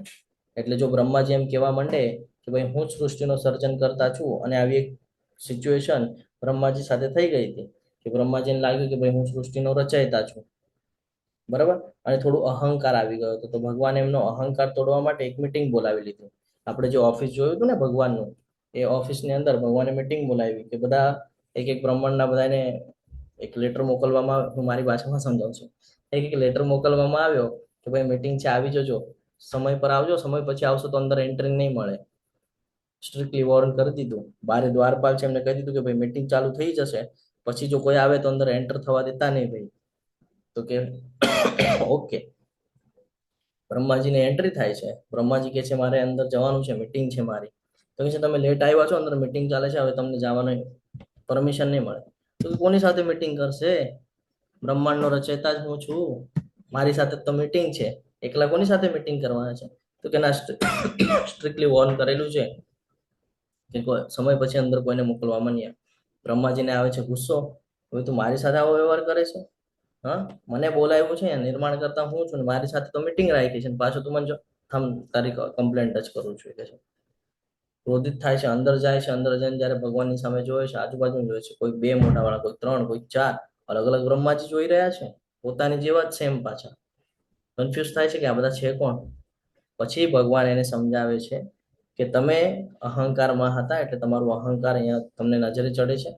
કે તમને લાગ્યું કે તમે એકલા જ સૃષ્ટિના રચય કરતા છો? આ જુઓ, અલગ અલગ જગ્યાના બધા બ્રહ્મા જે છે અલગ અલગ સૃષ્ટિના રચય કરતા છે, એટલે તમે ખાલી માત્ર એક પૂરતા મર્યાદિત છો. તો આવી રીતે ભગવાન સમજાવે છે ત્યારે એમનો અહંકાર તૂટે છે. પછી બ્રહ્મ સંહિતાનું નિર્માણ થાય છે કે ઈશ્વર પરમ કૃષ્ણ સચ્ચિદાનંદ વિગ્રહ અનાદિર આદિર ગોવિંદમ સર્વ કારણ હવે ભગવાનથી ઉપર કોઈ છે નહીં, ત્યારે એ કહે છે. એટલે અહીંયા ભગવાન જે કહે છે કે મારી શક્તિઓમાંની એક એવી આ ભૌતિક પ્રકૃતિ પણ જે છે એ મારી દેખરેખ હેઠળ કાર્ય કરશે. બ્રહ્માજી અવશ્ય કામ કરી રહ્યા છે, પણ મારી દેખરેખ હેઠળ કામ કરશે. આપણા ઓફિસમાં જોઈએ આપણે તો કોઈ એક મેન હોય, બોસ, અને એના હાથ નીચે 5-6 જણા કામ કરતા હોય. તો શું કરવાનું છે, કેવી રીતે કરવાનું છે, એનું ખાલી એ લોકો ગાઈડન્સ આપતા કે ભાઈ તારે એટલું આજે પૂરું કરવાનું છે, આ તારું ટાર્ગેટ છે, આ તારું કામ છે, આ તારું કામ છે. આવી રીતે વર્ણન કરી દેતા કે આખા દિવસમાં તારે એટલું કરી નાખવાનું છે. તો આ એવી રીતે સમજીએ આપણે. સર્વ ચર અને અચર જીવો ઉત્પન્ન કરે છે. આ જે કાંઈ પણ સ્ટ્રક્ચર ચાલી રહ્યું છે કે જન્મ લેવો, મૃત્યુ થવું છે, આ કન્ટિન્યુઅસ ચાલુ રહેવાનું છે. આમાં ભગવાનને આવીને જોવાની જરૂરત નથી. બધું ભગવાનના શાસન હેઠળ ચાલી રહ્યું છે અને વારંવાર સર્જાય અને વિનષ્ટ થાય છે. હવે અહીંયા કીધું છે કે શું કૃષ્ણ માનવ સ્વરૂપમાં આવે છે ત્યારે માયાના પ્રભાવ હેઠળ આવે છે? શું લાગે છે તમને? હરે કૃષ્ણ. હમણાં જ આપણે ચર્ચા કરી દીધી. ના પ્રભુજી, એને તો ભગવાનના માયા સ્પર્શ અંડરમાં નથી માયા રહે કરતી. છે. માયા તો ભગવાનના અંડરમાં રહે છે. હરી બોલ, ખૂબ સરસ. આ જ સમજવાનું છે આપણે કે અહીંયા ભગવાન આપણને કહે છે કે ભાઈ મને માયાદેવી કાંઈ મારા ઉપર હાવી થવાની નથી. મારા દ્વારા જ, એટલે મારા શાસન હેઠળ એ બધા કામ કરે છે અને મારા દ્વારા જ એ લોકો જન્મ લઈ શકે છે અને બધું કરી શકે છે. એટલે મારા ઉપર એ લોકો પ્રભાવ નાખી શકવાના નથી. અહીંયા સમજવું ખૂબ જરૂરી છે કે જ્યારે જ્યારે કહીએ ને કે ભગવાન કહીએ ને પ્રગટ થાય છે, આપણે જોયું હતું ચોથા અધ્યાયની અંદર ભગવાન પ્રગટ થાય છે કે જ્યારે જ્યારે કૃષ્ણ માનવ જેવું સ્વરૂપ ધારણ કરીને પૃથ્વી પર પ્રગટ થાય છે ત્યારે માયાના પ્રભાવ હેઠળ કોઈ દિવસે આવતા નથી. કારણ કે ભગવાન અહીંયા ખૂબ સરસ રીતે સમજાવે છે. જો આ શ્લોક છે, અવજાનંતી મા મૂઢા માનુષિતમ માશ્રિતમ પરમ ભાવમ જાનંતો મમ ભૂત મહેશ્વરમ, કે હું જ્યારે મનુષ્ય રૂપે અવતરું છું ત્યારે મૂર્ખ લોકો મારો ઉપવાસ કરે છે. તેઓ સચરાચરના સર્વોપરી સ્વામી તરીકે મારી દિવ્ય પ્રકૃતિને જાણી શકતા નથી. મૂર્ખ લોકો છે એ ઉપવાસ કરે છે, કોઈ દિવસે સમજી શકતા નથી. કેમ? કારણ કે ભગવાન અહીંયા કહે છે કે માનવની જેમ હું આવું છું ને એટલા માટે. પરંતુ ભગવાન છે એ માનવ નથી. ઘણા બધા લોકો એવી રીતે ચર્ચા કરતા હોય કે ભાઈ કૃષ્ણ જ્યારે અવતારની વાત થાય તો કે કૃષ્ણ અવતાર છે, કૃષ્ણ અવતાર છે કરીને કે, અને પછી લાસ્ટ કેવી રીતે કે ભાઈ એમના પગમાં તીર વાગ્યું અને પછી એમનું મૃત્યુ થઈ ગયું. તો ભગવાન જયારે પ્રગટ થયા છે તો મૃત્યુ નિશ્ચિત છે કે? હરે કૃષ્ણ. તમે કોઈ દિવસે રામજી વિશે સાંભળ્યું? રામજીનું મૃત્યુ થયું? હરે કૃષ્ણ. કે છે વર્ણન? તમે નથી મહાભારત વર્ણન. વાંચો હરે હા કૃષ્ણ. નથી વર્ણન પ્રભુજી. તમે મહાભારત વાંચો, કૃષ્ણ લીલા વાંચો, ક્યાંય જ્ઞાન વર્ણન છે નથી. કે ભાઈ કૃષ્ણનું મૃત્યુ થઈ ગયું, દેહ ત્યાગ કર્યો, એવું કઈ છે? ના નથી. મૂર્ખ લોકો ખાલી આનો ઉપવાસ કરે છે. મૂર્ખ લોકો છે એ સમજી નથી શકતા કે ભગવાન જ્યારે પણ આવે છે ત્યારે પ્રગટ થાય છે. શું કરે છે? પ્રગટ થાય છે પ્રગટ અલગ થાય અલગ છે. માધ્યમથી. તો આ સમજવું જરૂરી છે. પણ જે મૂર્ખ લોકો છે એ બધું સમજી શકતા નથી. નથી. જે લોકો આવી રીતે મોહગ્રસ્ત થયેલા છે, એટલે જે અજ્ઞાનતામાં છે એની વાત કરે છે કે જે લોકો આવી રીતે મોહગ્રસ્ત થયેલા છે તેઓ આસુરી તથા નાસ્તિક વિચારો પ્રત્યે આકર્ષાય છે. હંમેશા એ લોકોની થિંકિંગ કેવી હોય? નેગેટિવ બાબતમાં હોય, ખરાબ બાબતમાં વધારે હશે. જ્યારે સારું શું છે જાણવામાં એને ઇન્ટરેસ્ટ હશે નહીં. તો કે આ જે અવસ્થા છે, આ મોહગ્રસ્ત અવસ્થા, તેમની મુક્તિ માટેની જે આશા છે એમ વિચાર કરતો હોય કે ભાઈ ભગવાન જ નથી, અને એક સાઈડ કે ભાઈ હું તો સ્વર્ગ લોકમાં વયો જઈશ. એક એક્ઝામ્પલ આપું છું. સમજો કોઈ વ્યક્તિ છે એકદમ અધર્મમાં કર્મ કરે છે, મોહમાં રહે છે, ભગવાનને માનતો નથી, ભગવાનની સેવામાં કોઈ ઇન્ટરેસ્ટ નથી, નાસ્તિક છે, જેને આપણે એમ સમજીએ નાસ્તિક છે, બરાબર. અને એની ઈચ્છા છે કે ભાઈ મારે ગોલોક વૃંદાવન જવું છે, અથવા તો વૈકુંઠ જવું છે, અથવા તો કૈલાસવાસી થવું છે. તો શું લાગે છે તમને, થઈ જશે? ભગવાનમાં જ માનતો નથી તો કોઈ રિઝલ્ટ મળશે ને એ પ્રમાણેનું? નહીં હરે મળે. કૃષ્ણ તો પ્રભુજી, એ ના જ્યારે નહીં મળે. નહીં મળે. હરે કૃષ્ણ પ્રભુ. હા, તો એ જ્યારે આવી મુક્તિ માટેની આશાઓ રાખશે કે ભાઈ આ ભૌતિક જગતમાંથી હું મુક્ત થઈ જાઉં અને ગોલોક વૃંદાવન જાઉં અથવા તો કૈલાસમાં જાઉં વગેરે વગેરે, તો એની માટે જે કાંઈ પણ સકામ કર્મ કરશે અથવા તો એનું જ્ઞાન સંવર્ધન કરશે, આ બધું જ એનું વ્યર્થ થઈ જશે. કેમ? કારણ કે જે મેઇન સમજવા જેવું છે એ જ સમજ્યું નથી એણે. ભૌતિક જગતમાં આવ્યો તો છે, જ્ઞાન પણ લીધું છે ભૌતિક જગતનું, પણ આમાંથી બહાર નીકળવાનું. એટલે આપણે એમ સમજી શકીએ કે ચક્રવ્યૂહ જે છે, ચક્રવ્યૂહનું જ્ઞાન તો છે એની પાસે કે એન્ટર કેમ થઈ ગયા છે, પણ બહાર કેમ નીકળવાનું છે એ જ ખબર નથી. સમજ્યા? એટલા માટે આ અધ્યાય બહુ મહત્વનો પાઠ ભજવે છે જીવનના અંદર. હે પાર્થ, મોહગ્રસ્ત નહીં થયેલા મહાત્મા જે પુરુષો છે, મહાત્મા પુરુષો, એ કે છે દૈવી પ્રકૃતિના રક્ષણ હેઠળ હોય છે. આ હું તમારી સાથે લાસ્ટમાં પણ શેર કરીશ. આ જ વિષય બહુ મહત્વનો વિષય છે. શું કીધું છે? જે લોકો મોહગ્રસ્ત નથી, જે લોકો ભગવાનની ભક્તિમાં છે, જે લોકો ભગવાન સાથે સંકળાયેલા છે, એ લોકો ઉપર એક દૈવી પ્રકૃતિ હોય છે, એક દૈવી રક્ષણ હોય છે. કહે ને કે એક એવી શક્તિ લોકો સાથે હોય કન્ટિન્યુઅસ, જે એની રક્ષા કરતું હોય છે. તેઓ સંપૂર્ણપણે ભક્તિમય સેવામાં નિમગ્ન રહે છે. એ કોઈ દિવસે વિચલિત ન થાય. એનું કામ છે મારે ભક્તિમય સેવા કરવાની. પ્રહલાદ મહારાજ છે ને, એક શક્તિ હતી એમની સાથે કેટલી છેતરપિંડી કરી, સાપોના વચ્ચે મૂકી દીધું, પહાડ પરથી ફેંકી દીધું, કેટલું બધું કર્યું, પણ એ વિચલિત થાય કે નહીં? એમનું કોઈ નુકસાન થયું કે નહીં? કેમ? કારણ કે દૈવી પ્રકૃતિના રક્ષણ હેઠળ હતા, કારણ કે ભગવાનની ભક્તિ કરતા હતા. તો તેઓ સંપૂર્ણપણે ભક્તિમય સેવામાં નિમગ્ન રહે છે, કારણ કે તેઓ મને જ આદિ તથા અવિનાશી પૂર્ણ પુરુષોત્તમ પરમેશ્વર તરીકે જાણે છે. રાઈટ સાઈડમાં એક કથા છે. કઈ કથા છે ખબર છે? હરે કૃષ્ણ, હરે કૃષ્ણ. હરે કૃષ્ણ પ્રભુજી. કૃષ્ણ પ્રભુજી આ નથી. કથામાં માધવેન્દ્રપુરી. યસ, હરી બોલ, ખૂબ સરસ. તો આ છે શિરચોરા ગોપીનાથ વાળી કથા, આ માધવેન્દ્રપુરીની કથા. હું શોર્ટમાં તમને સમજાવવાનો પ્રયત્ન કરું છું, કારણ કે આપણને 1 કલાકની અંદર ક્લાસ પૂરો કરવાનો છે. થાય છે એવું કે એક સમયની વાત છે કે માધવેન્દ્રપુરી એક વૃક્ષની નીચે બેસીને ભગવાનનું સ્મરણ કરી રહ્યા છે, અને સ્મરણ કરતા સમયે એક બાળક ત્યાંથી જાય છે. તો એ બાળક ત્યાંથી જાય છે ને, તો એ પ્રસાદી આપીને જાય છે. તો જ્યારે પ્રસાદી આપીને જાય છે, તો એ પેલા ભગવાનને ભોગ અર્પણ કરે છે, પછી ગ્રહણ કરે છે. અને એ બાળક જ્યારે જાય છે ત્યાં, તો એને કહે છે કે હું 4-5 દિવસથી તમને જોઉં છું, તમે અહીંયા બેસેલા જ હોવ છો, તમે ભોજન નથી કર્યું, કાંઈ નથી કર્યું, ખાલી ભક્તિ કર્યા કરો છો, શું એનાથી થઈ જાય છે તમારું? તો કે હા, એ કે મારું થઈ જાય છે. તો પણ ત્યાં પ્રસાદ આપીને જાય છે અને ભગવાનને અર્પણ કરે છે અને પછી ગ્રહણ કરે છે. રાત થાય છે, સૂઈ જાય છે. હવે જ્યારે સૂઈ જાય છે, તો ભગવાન એના સપનામાં આવે છે. ભગવાન કહે છે કે ભાઈ, જમીનની અંદર આ જગ્યા છે, અને આ જમીનની અંદર હું દટાયેલો છું, તારે મને બહાર કાઢવાનું છે. એ જાય છે, એ જે પ્લેસ કહેવામાં આવે છે, પ્લેસને ત્યાં બધા ગામના વાસીઓ લઈ જાય છે, અંદર ખોદે છે, તો ભગવાનની સરસ મજાની મૂર્તિ મળે છે. તે મૂર્તિને ત્યાં ગોવર્ધન ઉપર વિરાજમાન કરે છે, એનું કહીએ ને કે ભાઈ સ્થાપના કરે છે. હવે સ્થાપનાને બધું કરે છે, ખૂબ આનંદિત થાય છે કે ભાઈ ભગવાનની સ્થાપના કરી, વગેરે વગેરે, પૂજા ને બધું ચાલતું છે. 4-5 દિવસ જાય છે, ફરીથી એમના સપનામાં આવે છે કે ભાઈ તે જે મને, હું જમીનમાં દટાયેલો હતો ને, ત્યાં બહુ મને ગરમી થતી હતી, તો મને ચંદનનો લેપ લગાડ ને. તો કે છે મલય ચંદનનો લેપ જોઈએ મને, બીજું નહીં. કયું? મલય ચંદન. હવે જોવે છે કે ભાઈ અહીંયા મલય ચંદન અહીંયા ક્યાં મળશે? મલય ચંદન માટે તો મારે ઓરિસ્સા જવું પડશે. તો છે ઠીક છે, ભગવાને કીધું છે, કરવું પડશે. નીકળી પડે છે ત્યાંથી ઓરિસ્સા જવા માટે. તો ધીરે ધીરે ધીરે ધીરે રસ્તામાં જાય છે, ભગવાનનું સ્મરણ કન્ટિન્યુઅસ ચાલુ છે, સ્મરણ કરે છે. આ હું તમને બહુ શોર્ટમાં સમજાવું છું, કથા બહુ સરસ છે, મોટી છે, આપણે ઉપર ભક્તિ વૃક્ષામાં લઈશું. તો જાય છે અને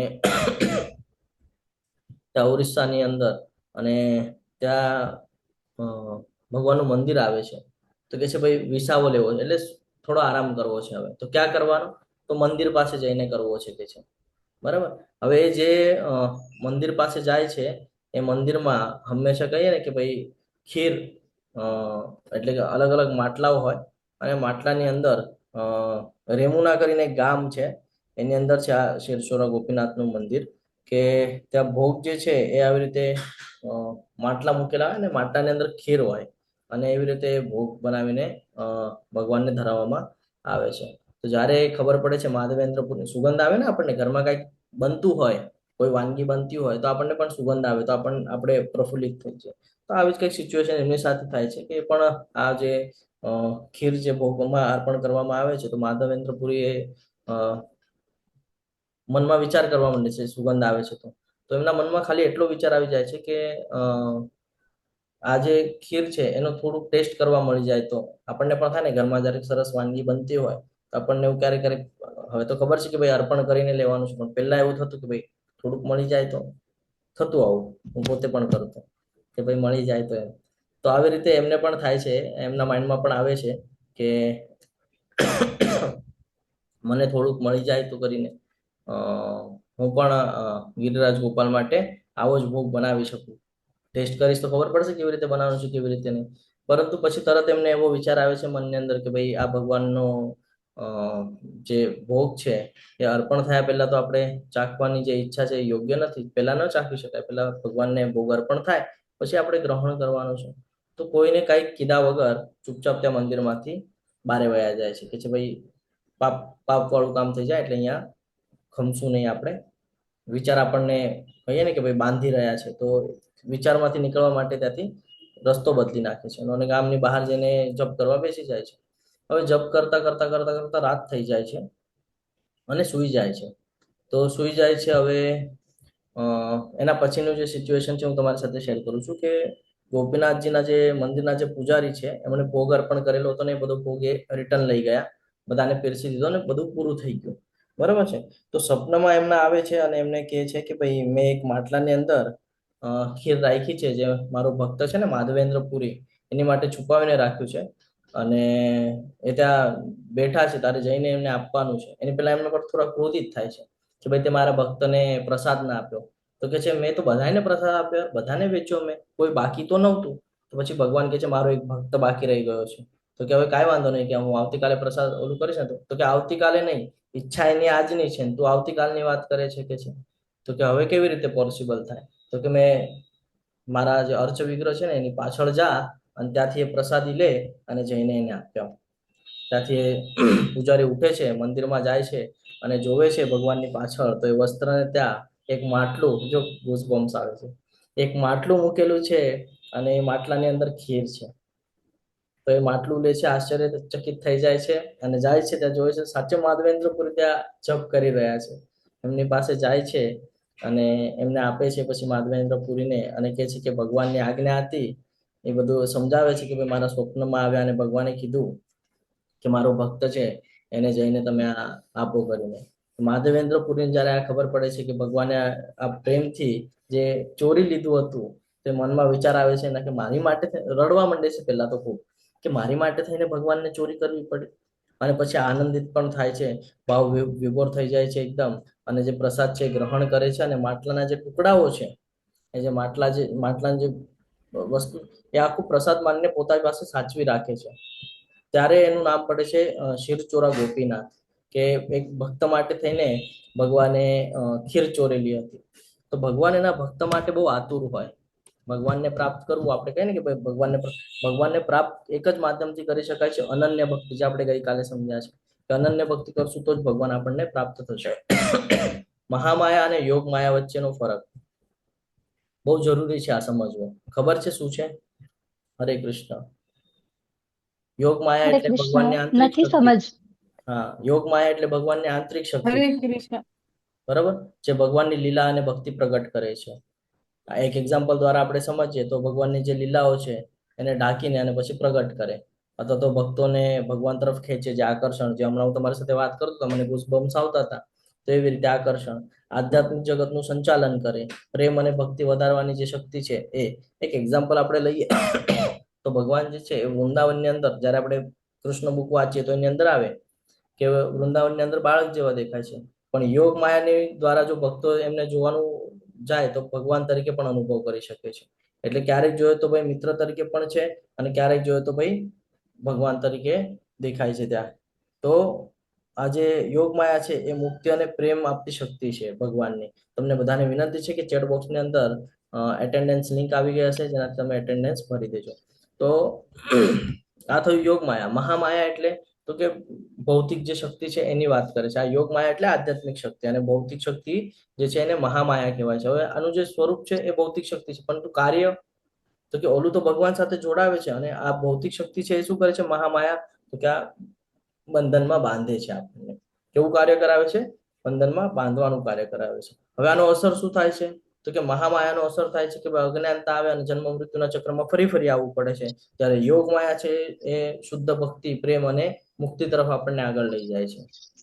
ક્ષેત્ર શું છે આનું? તો કે મહામાયાનું ક્ષેત્ર છે ભૌતિક જગત એટલે કે સંસાર, અને યોગ માયાનું તો કે વૈકુંઠ વૃંદાવન. બરાબર. નિયંત્રણ કેવી રીતે? તો કે ભાઈ જે મહામાયા છે એ જીવ ઉપર કાબુ કરે છે, જ્યારે કે યોગ માયા છે ભગવાનની લીલાને સમજાવે છે આપણને. તો આ સમજવું ખૂબ જરૂરી છે. અહીંયા સુધી ક્લિયર છે? હરે કૃષ્ણ. હા પ્રભુ. હા, જ્યારે કહે જી ને કે પ્રભુજી. ભાઈ જીવને ભૂલાવી નાખે કાંઈક, એટલે કે માયાદેવીનો પ્રભાવ, એને મહામાયા કહેવાય. અને જ્યારે ભગવાનની સેવા કરાવે અથવા તો ભગવાનના પ્રસન્નતા માટે કોઈ કાર્ય આપણે આગળથી કરાવવામાં આવે છે તો એને યોગ માયા કહેવાય, કે ભગવાનની ઈચ્છાથી થાય છે. આપણા ઈચ્છાથી કાંઈ થાય છે કે અહીંયા હમણાં આપણે ચર્ચા કરી કે શ્વાસ પણ પોતાની મરજીથી લેવાતો નથી. તો આ સમજવું પડશે કે મહામાયા જે છે એ અજ્ઞાનનું અને સંસારનું બંધન કરાવે છે આપણને, જ્યારે યોગ માયા જે છે એ ભગવાનની લીલા અને ભક્તિનું વર્ણન કરાવે છે. ઓકે. સતતમ કીર્તયંતો મા યતતંશ્ચ દ્રઢવ્રતા નમસ્ય તંશ્ચ ભક્ત્યા નિત્યયુક્તા ઉપાસતે. તે મહાત્માઓ મારા મહિમાનું નિત્ય કીર્તન કરતા, દ્રઢ સંકલ્પ પૂર્વક પ્રયાસ કરતા, મને નમસ્કાર કરતા ભક્તિભાવે નિરંતર મને ભજે છે. કોણ?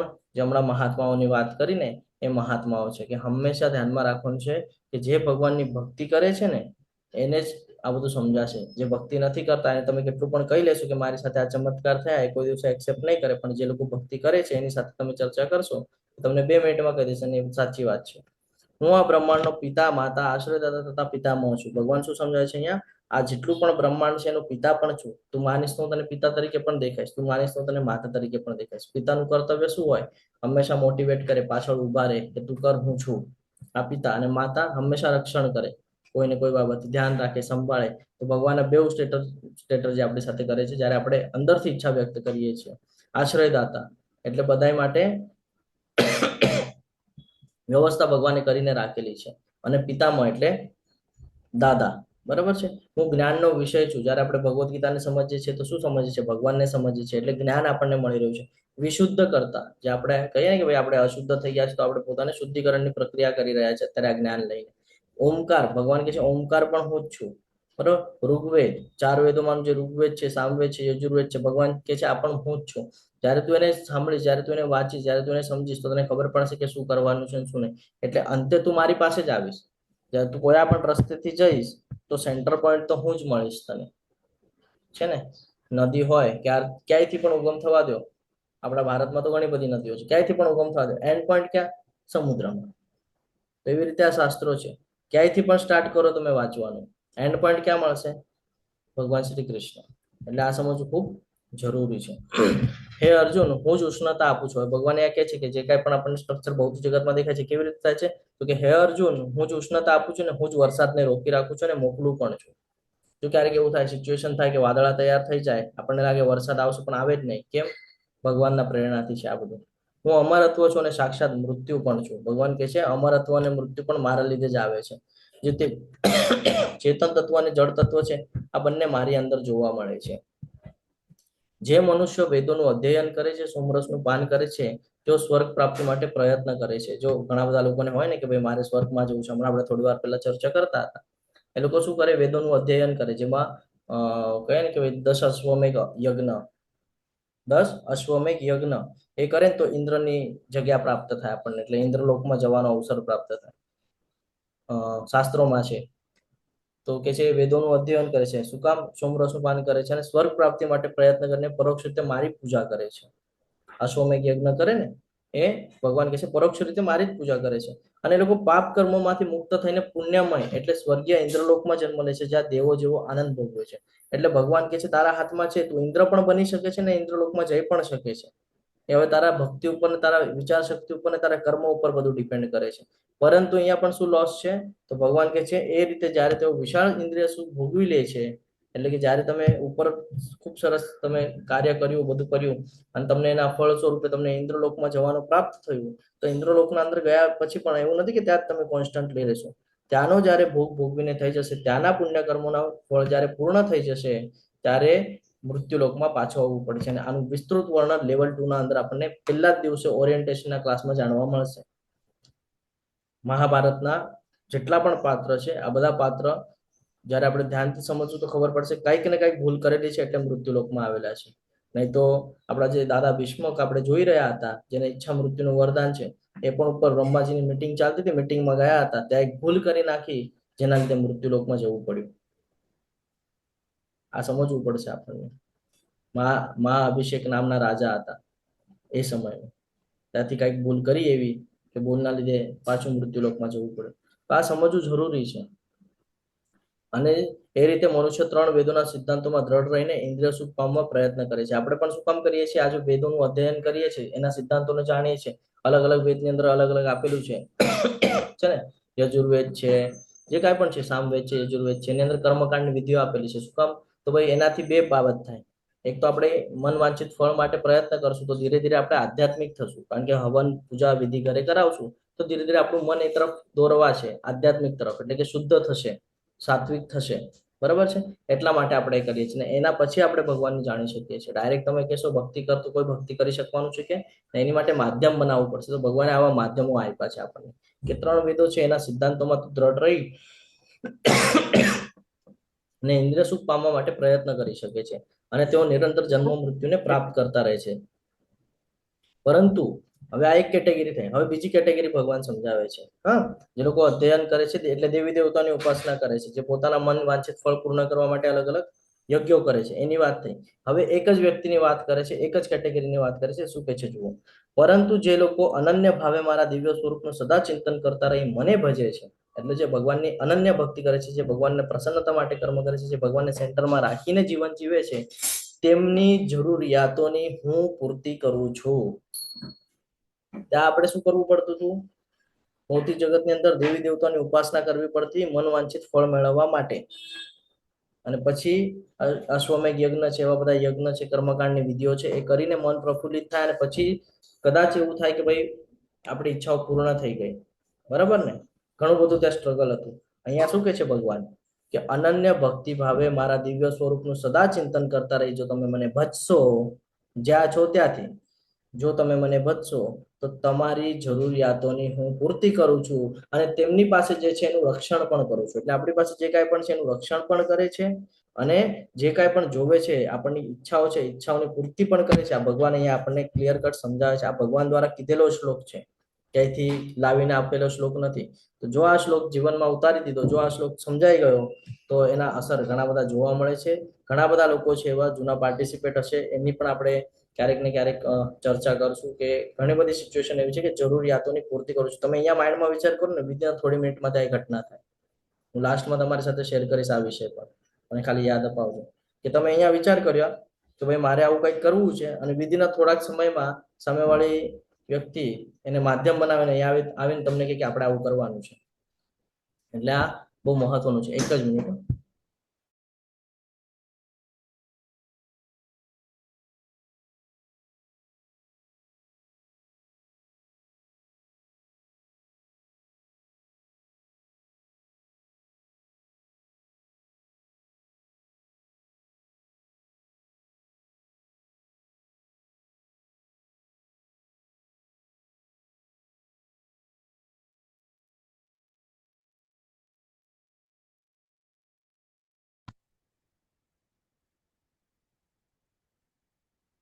અવાજ નથી આવતો.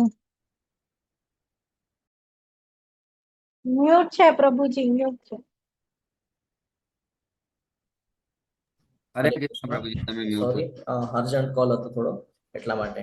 તો અહીંયા ભગવાન કહે છે કે ભાઈ તમારા જરૂરિયાતોની પૂર્તિ પણ હું કરું છું અને જે તમારી પાસે છે એનું રક્ષણ પણ કરું છું. તો આ સમજવું ખૂબ જરૂરી છે. હવે મહત્વનો શ્લોક, કેવી રીતે આપણે ભગવાનની ભક્તિમાં એન્ટર થઈ શકીએ, કેવી રીતે આપણે ભગવાનની ભક્તિ કરી શકીએ. તો ભગવાન અહીંયા હવે ખૂબ સરસ રીતે આપણને એનો જવાબ આપે છે કે ભગવાન છે, ભગવાન દ્વારા બધું અહીંયા આપણને આપેલું છે. તો શું ભગવાન એવું કહે છે કે ભાઈ મને આ જોઈએ છે, મને એની અપેક્ષા છે? તો ભક્તિ કેવી રીતે કરવાની છે? તો ભક્તિ આવી રીતે કરવાની છે. પત્રમ પુષ્પમ ફલમ તોયમ યો મે ભક્તા પ્રયચ્છતિ તદહમ ભક્તિ પ્રહતમ અસ્નાની પ્રયતાત્મનઃ. એટલે ભગવાન આપણને સમજાવીને કહે છે કે જો કોઈ મનુષ્ય, બરાબર, કોઈ પણ મનુષ્ય સાધારણમાં સાધારણ હોય, એની પાસે જ્ઞાન નહીં પણ હોય, એને કઈ વાંચતા લખતા નહીં પણ આવડતું હોય, તો એ પણ ભક્તિમાં એન્ટર થઈ શકે છે. કેવી રીતે? જો કોઈ મનુષ્ય પ્રેમપૂર્વક અને ભક્તિપૂર્વક, ભગવાન શેના ભૂખ્યા છે? ભાવના ભૂખ્યા છે. જો આપણે પ્રેમ ભાવથી, ભક્તિ ભાવથી જો ભગવાનને પરણે, એટલે કે તુલસીનું પાન, બરાબર છે, ફૂલ, કોઈ પણ ફૂલ આપણા ઘરમાં આજુબાજુમાં આપણને ઉપલબ્ધ થઈ જાય છે. કોઈ પણ ફૂલ હોય, કોઈ પણ ફળ, કોઈ પણ, અત્યારે હવે કેરીની સિઝન ચાલુ છે તો તમે કેરી પણ ધરાવી શકો છો, જે કાંઈ પણ તમારી પાસે અવેલેબલ હોય. અથવા તો કોઈ એવું કે ભાઈ મારી નથી ફાઇનાન્શિયલ કન્ડિશન, કે હું નથી ક્યાંયથી ફૂડ પરચેસ કરી શકતો કે કરી શકતી, કે નથી ફળ લઈ શકતો કે નથી લઈ શકતી, કે કોઈ એમ કે ભાઈ મારા આગળ તુલસી વૃંદાવન પણ નથી, તો ભગવાન એવા માટે પણ ઓપ્શન આપે છે. કોઈ હોય ને કે ભાઈ મારી પાસે તો રહેવા ઘર જ નથી, હું તો ઝોપડીમાં રહું છું, મને નાનું એવું ઝોપડું છે મારું, તો કે એવા માટે પણ ઓપ્શન રાખેલો છે ભગવાને, કે તો એ મને જળ અર્પણ કરી શકે છે. કારણ કે પાણી તો બધા પાસે હોય, કારણ કે પાણી ઉપર તો આપણું જીવન ડિપેન્ડ કરે છે ને. તો કે તમે જળ પણ અર્પણ કરી શકો છો. તો હું એનો સ્વીકાર કરું છું. ક્યારે સ્વીકાર કરું છું? જ્યારે એને પ્રેમ અને ભક્તિની સાથે તમે અર્પણ કરશો. એટલે આ શ્લોક હંમેશા ધ્યાનમાં રાખવાનો છે. આનાથી પહેલા આપણે ત્રીજા અધ્યાયમાં જોયું હતું કે જે ભગવાનને ભોગ અર્પણ કરીને ખાય છે એ યોગ્ય છે, પણ જો ભોગ અર્પણ કરીને નથી ખાતા, ભોગ અર્પણ કરે છે એટલે પ્રસાદી લે છે, અને ભોગ અર્પણ નથી કરતા એટલે પાપ ખાય છે, તો આ શ્લોક એની સાથે જોઈન્ટ કરી શકાય છે. બરાબર? તો ભગવાન આપણને ફરીથી યાદ અપાવે છે ત્રીજા અધ્યાયનું, ફરીથી આપણને 9મા અધ્યાયમાં યાદ અપાવે છે કે પત્રમ પુષ્પમ ફલમ તોયમ યોમે ભક્ત્યા પ્રયચ્છ. તમે જો ભક્તિપૂર્વક, પ્રેમપૂર્વક જો તમે આ ચારેમાંથી કાંઈ પણ મને અર્પણ કરશો, તો એનો પ્રેમથી એનો સ્વીકાર કરું છું. કારણ કે ભગવાન જે છે ભક્તિમય સેવા જોવે છે. તમારી ભક્તિની જે સેવા છે, સેવા કયા ભાવથી કરો છો ને એ જોવે છે. બાકી ભગવાનને કોઈ આવશ્યકતા નથી કે તમે એમને ફળ આપો અને ફ્રૂટ આપો. એ બધું ભગવાન દ્વારા જ આપણને મળેલું છે. એટલે અત્યાર સુધી નહીં કર્યું હોય, પણ હવે પછીથી આજે આપણને આ જ્ઞાન મળ્યું છે, તો આવતીકાલથી તો આજથી જ હવે જ્યારે આપણે ભોજન બનાવતા વખતે ભગવાનનું સ્મરણ કરવાનું છે કે ભગવાન માટે ભોગ બનાવું છું, ભગવાનને અર્પણ કરવાનું છે. એક મનુષ્ય ભોજન ગ્રહણ કરી શકે એટલું ભોજન બનાવી ભગવાનને અર્પણ કરવાનું છે, અને એ ખાવાનું ચાલુ કરો પ્રસાદી તરીકે. જો વિધિના થોડાક દિવસની અંદર, અત્યારે આપણો 9મો અધ્યાય ચાલુ છે, આપણે 18મા અધ્યાયમાં ચર્ચા કરશું. 18મા અધ્યાય 90 દિવસની અંદર તમને રિઝલ્ટ જાણવા મળશે કે તમારા વિચાર સંતુલિત થવા માંડ્યા છે, તમારું મગજ છે શાંત થવા માંડ્યું છે, તમારી વિચારવાની શક્તિ વધી ગઈ છે, ક્ષમતા વધી ગઈ છે, પેશન્સ વધી ગયા છે, ખાલી ભોજન ગ્રહણ કરવાથી. કયું? પહેલા પણ તમે ખાતા હતા, હવે એને ભગવાનને સેન્ટરમાં મૂકી દીધું તમે, કે ભગવાનને અર્પણ કર્યું પછી લ્યો છો, તો આટલો મોટો રિઝલ્ટ આવે છે. એટલે આ એક એક્ઝામ્પલ આપી રહ્યો છું કે તમે આ સ્ટાર્ટ કરો, જેનાથી તમને ખબર પડશે કે શું ફરક પડે છે ભગવાનને સેન્ટરમાં રાખીને કર્મ કરવાથી. અને જો રિઝલ્ટ મળે તો ધીરે ધીરે જીવનમાં બધા જ કાર્યોમાં ભગવાનને મૂકતા જજો, તો તમારા જે કાંઈ પણ કાર્ય છે બધા સફળ થતા જશે. આ સફળની ચાવી છે. આ કોઈ કહેશે નહીં આપણને, એટલા માટે રાજ વિદ્યા કીધેલી છે કે આ બારેથી આયાથી મળશે નહીં આપણને, ખાલી ભગવદ્ ગીતામાં જ આપણને મળશે. અને કરશો તો એનો અસર પણ જણાશે. આજે 9મો અધ્યાય છે, 18મા અધ્યાય સુધી તમે ટ્રાય કરો. 18મા અધ્યાયમાં તમારે પોતે મને કહેવાનું છે કે પ્રભુજી હા, તમે જે કીધેલું એ અમે કર્યું અને આ રિઝલ્ટ અમને મળી રહ્યું છે. ધીરે ધીરે તમારું માઇન્ડ ચેન્જ થઈ જશે. જે તમે નેગેટિવ વિચાર રાખતા હતા એ પોઝિટિવમાં કન્વર્ટ થશે. જે પેશન્સ નહોતો, જે અસ્થિરતા હતી કે ક્રોધ આવી જાય છે, વિચલિત થઈ જાય છે, ધીરે ધીરે સ્ટેબલ થઈ જશો. ખબર નહીં ક્યાંથી થયું, કઈ શક્તિ છે ખબર નહીં, પણ થઈ જશો. પછી ક્લિયર થાય કે હા, ભગવાનને સેન્ટરમાં રાખી દીધું ને એટલે બચી ગયા.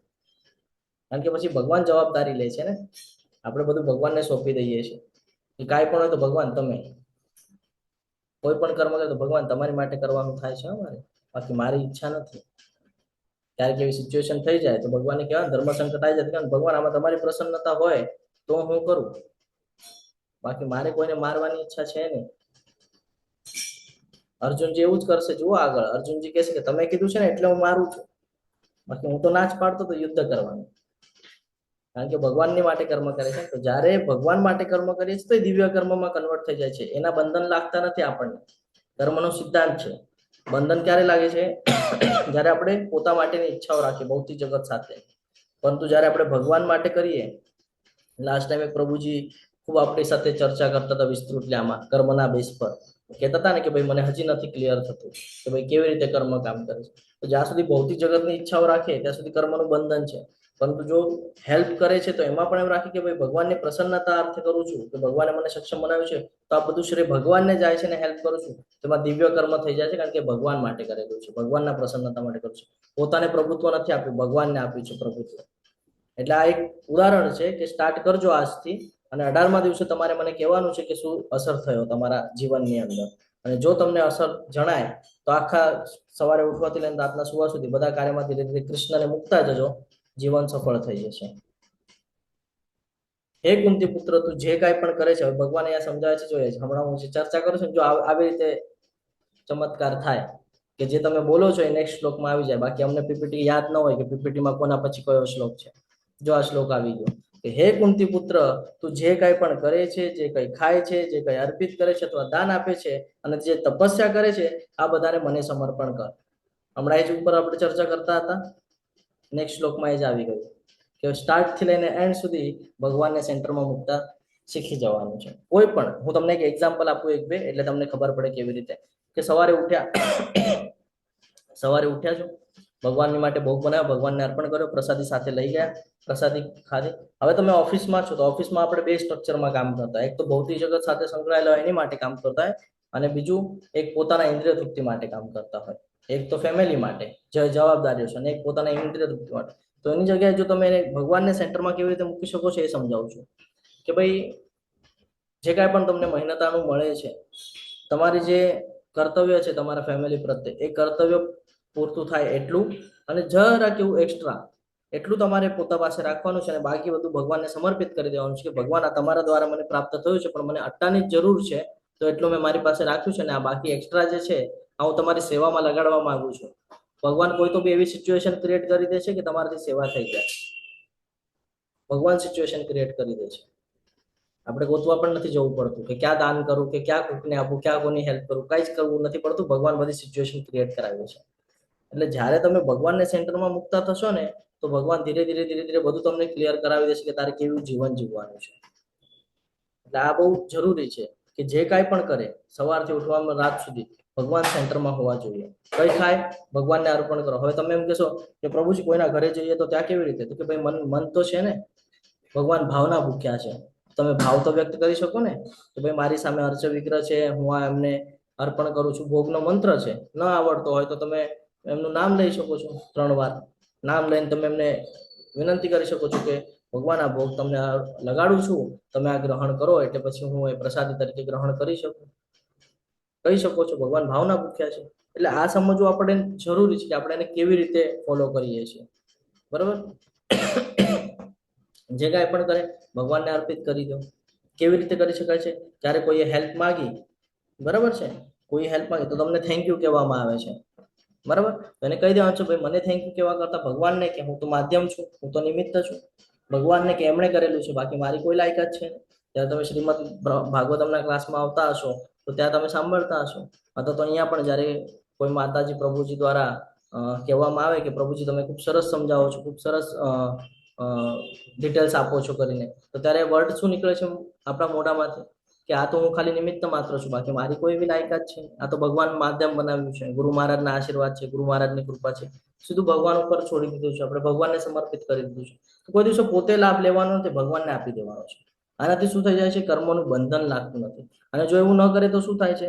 કાલ સવારે તમે મને એવું કીધું તો હું બહુ પ્રભાવિત થઈ જઈશ કે હા હું કઈક છું, અને ધીરે ધીરે મારામાં અહંકાર આવશે. હવે આ અહંકાર શું કરશે? મારું પતન કરી નાખશે. કર્મનું બંધન લાગી જાય, પતન થઈ જાય. એટલે હંમેશા જે કાંઈ પણ કરીએ ભગવાનને અર્પણ કરી દેવાનું છે. ભગવાન અહીંયા કહે છે હું ન તો કોઈનો દ્વેષ કરું છું, અને ન તો કોઈનો પક્ષપાત કરું છું. ભગવાન અહીંયા ખૂબ સરસ રીતે આપણને જ્ઞાન આપે છે કે હું ન તો કોઈનો દ્વેષ કરું છું, અને ન તો કોઈનો પક્ષપાત કરું છું. હું સર્વ પ્રત્યે સંભાવયુક્ત છું. શું કહે છે ભગવાન? કે બધા પ્રત્યે હું સંભાવયુક્ત છું. પરંતુ, હવે આ પરંતુ પછીનું વાક્ય સમજવા જવું છે. જે મનુષ્ય ભક્તિ ભાવે મારી સેવા કરે છે તેનો હું મિત્ર છું. મારામાં અવસ્થિત હોય છે અને હું પણ તેનો મિત્ર છું. હવે આ સમજવું ખૂબ જરૂરી છે. ભગવાન અહીંયા શું કહે છે ખબર છે આપણને? હરે કૃષ્ણ, હરે કૃષ્ણ. ભગવાન અહીંયા કહે છે કે હું કોઈનો પક્ષપાત કરતો નથી. ભગવાન માટે બધા સમાન છે. એટલે કર્મના બેઝ પર જો જોવા જઈએ તો ભગવાન માટે બધા સમાન છે. ભક્તો હોય કે અભક્તો હોય, બધાને રિઝલ્ટ મળશે એટલે મળશે. બધા સમાન છે, કોઈની સાથે પક્ષપાત કરતો નથી, બધા સાથે સમાન વર્તન કરશું. પરંતુ એક કેટેગરી અલગ મૂકી દીધી ભગવાને કે કર્મ તો હું બધાને આપીશ, કોઈ ખરાબ કરશે તો ખરાબ, સારું કરશે તો સારું, કઈ વિષય નથી. કોઈની સાથે પક્ષપાત નહીં, ન્યાય બધા સાથે સરખો. પરંતુ જે મનુષ્ય ભક્તિ ભાવે મારી સેવા કરે છે એ મારા ક્લોઝ આવી શકે છે. સમજાય છે? એ મારા ક્લોઝ આવી શકે છે, મારો મિત્ર બની શકે છે, અને મારામાં અવસ્થિત હોઈ શકે છે, અને હું પણ એનો મિત્ર છું. તો ભગવાનને મિત્ર બનાવવું હોય તો ભક્તિ ભાવે સેવા કરવાનું ચાલુ કરવાનું છે. ત્યારે ભગવાન, હવે વિચાર કરો, જે ન્યાયાધીશ છે એ જ તમારા ફ્રેન્ડ છે, તો કોર્ટમાં ઉભા પણ રહેશો તો ક્યાં કેવું કહેશે કે હા આને મારું ભક્તિ કરેલી છે. તકલીફ તો આપશે તમને, દુઃખ તો આવશે. એવું નથી કે ભક્તના જીવનમાં દુઃખ નથી. કર્મનો સિદ્ધાંત એને પણ લાગુ થાય છે. આ શ્લોકના દ્વારા સમજીએ તો ભક્તને પણ દુઃખ આવે છે, પરંતુ એ દુઃખમાંથી પાસ આઉટ થઈ જવાની જે શક્તિ છે, જે સપોર્ટ છે, એ ભગવાન પ્રોવાઈડ કરે છે. કે આટલું મોટું થવાનું હોય એટલામાં પૂરું કરાવીને આપી દે છે, પણ આપે તો છે. એટલે આ સમજવું ખૂબ જરૂરી છે. કૃષ્ણ બધા માટે સમાન કેવી રીતે હોઈ શકે, અને તે જ સમયે એમનો જે આ પક્ષપાત છે, સમજાય છે? હરે કૃષ્ણ, હરે કૃષ્ણ. આ શ્લોક સમજાય છે તમને હા પ્રભુ. હા પ્રભુજી, કે હજી વિસ્તૃતમાં સમજવું છે? સમજાય છે પ્રભુજી. ઓકે, તો અહીંયા કાયદા તરીકે જોઈએ તો કૃષ્ણ ભગવાન સમાન છે, બરાબર? બધા જીવોને સમાન રીતે કર્મનું ફળ આપે, કોઈ સાથે અન્યાય ન કરે, હા, બધાને કર્મ અનુસાર એનું ફળ મળે. એટલે આ સમજવું જરૂરી છે. પણ ભગવાન એ કહે છે કે ભાઈ જે મારો ભક્ત બને છે એ મારા વધારે ક્લોઝ આવી શકે છે, મારી સાથે સંકળાઈ શકે છે અને મારામાં અવસ્થિત થઈ શકે છે, અને હું પણ એનો મિત્ર છું. એ મારો મિત્ર છે તો હું પણ એને મિત્ર તરીકે સંબોધન કરું છું. એટલે આપણે એક એક્ઝામ્પલ લઈએ તો સૂર્યનું આપણે જોઈએ કે સૂર્ય જે છે બધાને પ્રકાશ આપે છે, બધાને સેમ ઉષ્ણતા બધાને સેમ આપે છે. પરંતુ થાય છે શું કે જે આંખો ખોલે એ એનો અનુભવ કરી શકે છે. આંખ બંધ રાખે તો કે ભાઈ નહીં સમજાય, આંખ ખોલે તો હા પ્રકાશ છે. આવું છે. આવા ઉદાહરણ પણ તરત ક્યાંથી આવે છે? હું મારા પાસેથી આપું છું, આ ભગવાન પ્રેરણા આપે છે, ત્યારે હું તમારી સાથે ફટાકથી બોલી શકું છું કે હા આ ઉદાહરણ આપી શકાય છે. તો મને તો યાદ પણ ન હોય કે કયું ઉદાહરણ મારે આપવાનું છે. તમારી સાથે ચર્ચા કરતા કરતા ફ્લોમાં મને યાદ આવે. એવી જ રીતે વરસાદની વાત કરીએ આપણે, તો વરસાદ જે છે પડે બધી જગ્યાએ છે, બરાબર? પણ લાભ કોને થાય છે? તો કે જ્યાં ખેડૂતે ખેતર ખેડીને રાખેલું છે ઓલરેડી, એટલે કે ભક્તિ કરીને રાખેલી છે, તો ત્યાં એને લાભ થશે. શું? તો કે વરસાદ પડશે એટલે ત્યાં સારું એવું પાક આવશે, જેનો એને ફાયદો થશે. તો ભગવાન જે છે એ બધા માટે સમાનતા ઓલું કરે છે, કોઈની માટે દ્વેષ નથી કરતા. કર્મના સિદ્ધાંત પર બધા સાથે સેમ. ભક્ત હશે તો એને પણ કર્મનું ફળ પ્રાપ્ત થશે. અધર્મ કર્યો હશે તો અધર્મ, ધર્મ કર્યો હશે તો ધર્મ. ભગવાન કોઈ સાથે પક્ષપાત રીતે કરતા નથી, પરંતુ જે ભક્તો છે એના હૃદયમાં વિશેષ રીતે પ્રગટ કરે છે, એવી ભાવના મૂકે છે કે ભાઈ એ ધીરે ધીરે ભગવાનની ભક્તિ કરી શકે અને જે ખરાબ બાબતો છે એના માઇન્ડમાંથી નીકળી શકે. અત્યંત ગુણાસ્પદ કર્મ કરનાર કોઈ મનુષ્ય જો ભક્તિ ભાવે મારી સેવામાં પરોવાયેલો રહે છે, આનાથી પેલા ઘણા બધા ખરાબ કર્મ કરી નાખ્યા, અહીંયા જગાઈ મદાઈની કથા છે, ઘણા બધા ખરાબમાં ખરાબ કર્મ કરી નાખ્યા હોય, પરંતુ પછી જો એ ભગવાનની ભક્તિમય સેવામાં પરોવાઈ રહે છે તો એને સાધુ માનવું જોઈએ. શું કામ સાધુ? કારણ કે એને હવે ક્લિયરન્સ આવી ગયું છે કે મારે શું કરવું છે શું ન કરવું છે. કારણ કે તે પોતાના નિશ્ચયમાં યોગ્ય રીતે સ્થિત થયેલો છે ને? આપણાથી પણ આનાથી પેલા ઘણા બધા એવા કર્મ થઈ ગયા છે જેમાં આપણે કર્મના બંધનમાં બંધાઈ ગયા છે. પણ હવે તો કે હવે ભગવાનને સેન્ટરમાં રાખીને ભગવાનની ભક્તિમય સેવા ચાલુ કરી દેવાની છે, એટલે આપણે એનાથી પોતાને બચાવી શકીએ. શું કોઈ વ્યક્તિ પવિત્ર નામના જપની શક્તિ પર પાપી કાર્યો કરી શકે છે? શું લાગે છે તમને? કરવા જોઈએ? ના, ના કરી શકાય. સવારે આપણે જે ના પ્રભુજી. મંગળા આરતીને કરીએ ના છીએ પ્રભુજી. તો એમાં 10 નામ અપરાધ આવે છે, એમાંથી એક અપરાધ છે. આને જ નામ અપરાધ કીધેલો છે. આ જે વાક્ય છે ને, આ નામ અપરાધ છે. શું? કે ભાઈ ભગવાનની ભક્તિ એટલા માટે નથી કરવાની કે અહીંયા હું 16 માળા કરું અને ત્યાં હું કોઈ ખરાબ કર્મ કરી નાખું કે ભૌતિક જગત સાથે સંકળાયેલું કર્મ કરી નાખું. ના, કોઈ પણ વ્યક્તિ પવિત્ર નામના જપની શક્તિના આધાર પર પાપી કાર્ય ચાલુ રાખી શકતો નથી. અજ્ઞાન અને દુર્બળતાથી ઘણી બધી ભૂલો કરે છે, એ અલગ બાબત છે. પરંતુ એ જો એવી રીતે મનમાં રાખતો હોય કે ભાઈ હું અહીંયા ભગવાનનું જપ કરીશ અને ત્યાં હું ખરાબ કામ કરીશ, તો ભગવાન એમાં કોઈ એને છૂટ આપવાના નથી. એટલે આ સમજવું ખૂબ જરૂરી છે. હું અહીંયા પાપ કરું, ત્યાં જપ કરું, નહીં થાય. આ અપરાધ કહેવાય છે અને આનું ફળ આપણને પ્રાપ્ત થાય છે. એટલે હંમેશા ધ્યાનમાં રાખવાનું છે કે ભૂલ કરવાની નથી. તે તરત જ ધર્માત્મા બની જાય છે. કોણ? જે ભગવાનની ભક્તિ કરે છે અને સ્થાયી શાંતિ પ્રાપ્ત કરે છે. કોણ? જે ભગવાનને સમર્પિત થઈ જાય છે. હે કુંતી પુત્ર, હવે અહીંયા જુઓ, ધ્યાનથી સાંભળજો શું કહે છે ભગવાન. હે કુંતી પુત્ર, નિર્ભય થઈને ઘોષણા કર કે મારા ભક્તનો કદાપી વિનાશ થતો નથી. કેમ અર્જુનને કીધું? પોતે પણ તો કહી શકતા હતા. અત્યાર સુધી જ્ઞાન તો પોતે જ આપી રહ્યા હતા. કારણ કે ભગવાને હમણાં કીધું ને કે મારી નજીક આવી શકે છે. કોણ? તો કે જે ભક્તની કેટેગરીમાં આવે છે, જે મારી ભક્તિ કરે છે, મારો મિત્ર છે ને હું એનો મિત્ર છું. તો ભગવાન ફ્રેન્ડશિપ તો બહુ સરસ નિભાવે છે. સુદામાની કથા આપણને ખબર છે, ફ્રેન્ડશિપ બહુ સરસ નિભાવે છે. તો એટલા માટે ભગવાન કહે છે કે જે મારા ભક્ત છે, મારા ભક્તના શબ્દને હું કોઈ દિવસે પડવા દેતો નથી. શું છે? મારા ભક્તના શબ્દને હું કોઈ દિવસે પડવા દેતો નથી. આનું એક ઉદાહરણ એક પ્રસંગ દ્વારા લઈએ તો ભગવાને યુદ્ધના પહેલા જ કીધેલું હતું કે હું એક પણ શસ્ત્ર ઉપાડીશ નહીં, હું નિશસ્ત્ર યુદ્ધ કરીશ. કીધેલું હતું, નિયમ હતો. તો ભગવાને કીધેલો શબ્દ ભગવાન પાડી શકે કે હા પ્રભુજી. નહીં? પણ આપણે જયારે યુદ્ધના મેદાનની એક પ્રસંગ યાદ કરીએ તો તો ખબર છે રથનું પૈડું ઉપાડી લીધેલું ભગવાને ક્રોધમાં આવીને, હા હા પ્રભુજી. કેમ? અર્જુનને બચાવવા માટે. તો ભગવાન પોતાના ભક્ત માટે પોતાના નિયમોને પણ તોડી નાખે છે. આ એક પ્રસંગના લીધે ભગવાને આપણને ક્લિયર કરાવે છે કે ભાઈ અર્જુન આગળ હું બોલાવું છું કે એ જે મારો ભક્ત છે તો એનું હું નહીં પડવા દઉં. એકવાર હું પોતાનું વચન તોડી શકીશ પણ હું મારા ભક્તના શબ્દોને વળવા નહીં દઉં. એ જે બોલ્યો છે 100% થશે થશે ને થશે. એટલા માટે અર્જુનને કહે છે કે હે કુંતી પુત્ર, નિર્ભય થઈને ઘોષણા કરી દે તું કે મારા ભક્તનો કદાપી વિનાશ થતો નથી. એટલે તમે ધ્યાનથી સાંભળશો, ધ્યાનથી સમજશો તો ખબર પડશે કે જે ભગવાનની અનન્ય ભક્તિ કરે છે એ લોકો કોઈ દિવસે જન્મ મૃત્યુના ચક્રમાં પાછા નહીં આવે. અને જો અનન્ય ભક્તિ કરેલી હશે તો અહીંયા જે જીવન જીવે છે એમાં પણ શાંતિપૂર્વકનું સ્થિર જીવન જીવી શકે છે. એ લોકોના જીવનમાં પણ દુઃખ આવે છે, નથી આવતું એવું નહીં, પણ એમાંથી એને રસ્તો મળી જાય છે, માર્ગ મળી જાય છે, કારણ કે ભગવાનના એમાં સમર્પિત હોય છે. તો ભગવાન અહીંયા સમજાવે છે કે કેવી રીતે આ સ્ટ્રક્ચર તૈયાર કરી શકાય છે. મન્મના ભવ મત ભક્તો મદાજી મામ નમસ્કુરુ મામે વૈશેષી યુક્તત્વ આત્મના આત્મપરાયણ. એટલે 9.34 આખા ભગવદ્ ગીતાનો સેન્ટર પોઈન્ટ છે. આખા ભગવદ્ ગીતાનો સેન્ટર પોઈન્ટ છે અને સૌથી મહત્વનો શ્લોક છે. એક જ શ્લોક આખી ભગવદ્ ગીતા સમજાવી દે છે આપણને. જો ગુઝબમ્સ આવે છે, એક જ શ્લોક આખી ભગવદ્ ગીતા સમજાવી દે છે. શું સમજાવે છે? કે તારા મનને મારા નિત્ય ચિંતનમાં પરોવી દે, મારો ભક્ત થા, મને નમસ્કાર કર અને મારી જ પૂજા કર. એ રીતે મારામાં સંપૂર્ણ રીતે તન્મય થઈને તું મને નક્કી પ્રાપ્ત કરી શકીશ. એક જ કાર્ય કરી શકવાનું છે, એક જ કાર્ય કરવાનું છે ભગવાન. કાંઈ નથી સમજાતું, કઈ ચિંતા નહીં કર. મન્મના ભવ મત ભક્તો મધ્યાજી મામ નમસ્કુરુ, મારો ભક્ત બની જા, મને નમસ્કાર કર.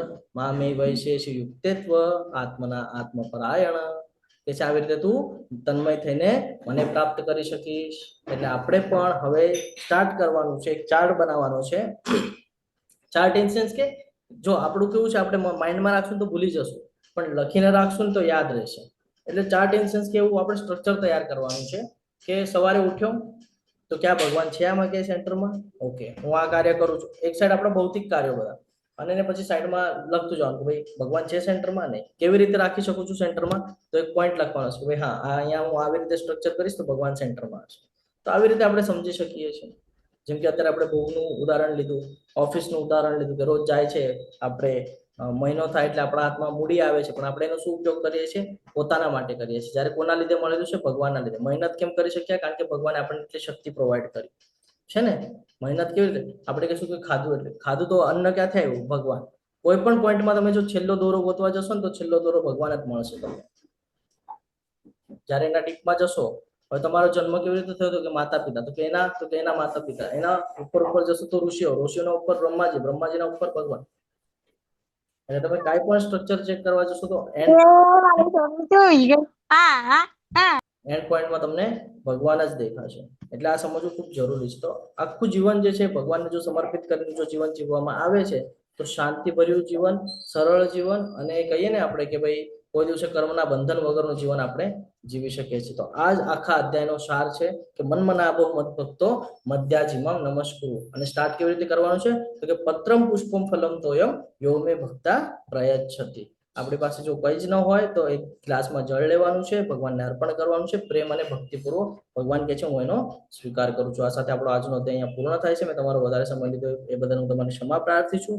તમે ખૂબ શાંતિપૂર્વક સાંભળ્યો, તમારો ખૂબ ખૂબ આભાર. વાંચા કલ્પતરુભ્યશ્ચ કૃપા સિંધુભ્યૈવ ચ પતિતાનાં પાવનેભ્યો વૈષ્ણવેભ્યો નમો નમઃ. અનંત કોટી વૈષ્ણવ વૃંદ કી જય. ભગવદ ગીતા કી જય. શ્રીલ પ્રભુપાદ કી જય. સદગુરુદેવ કી જય. હરે કૃષ્ણ કૃષ્ણ કૃષ્ણ કૃષ્ણ હરે કૃષ્ણ હરે હરે, હરે હરે રામ હરે રામ હરે હરે રામ રામ રામ રામ હરે હરે. હરે હરે. હરે કૃષ્ણ. હરે કૃષ્ણ. હરે કૃષ્ણ કૃષ્ણ. પ્રભુજી, દંડવત પ્રણામ. આભાર.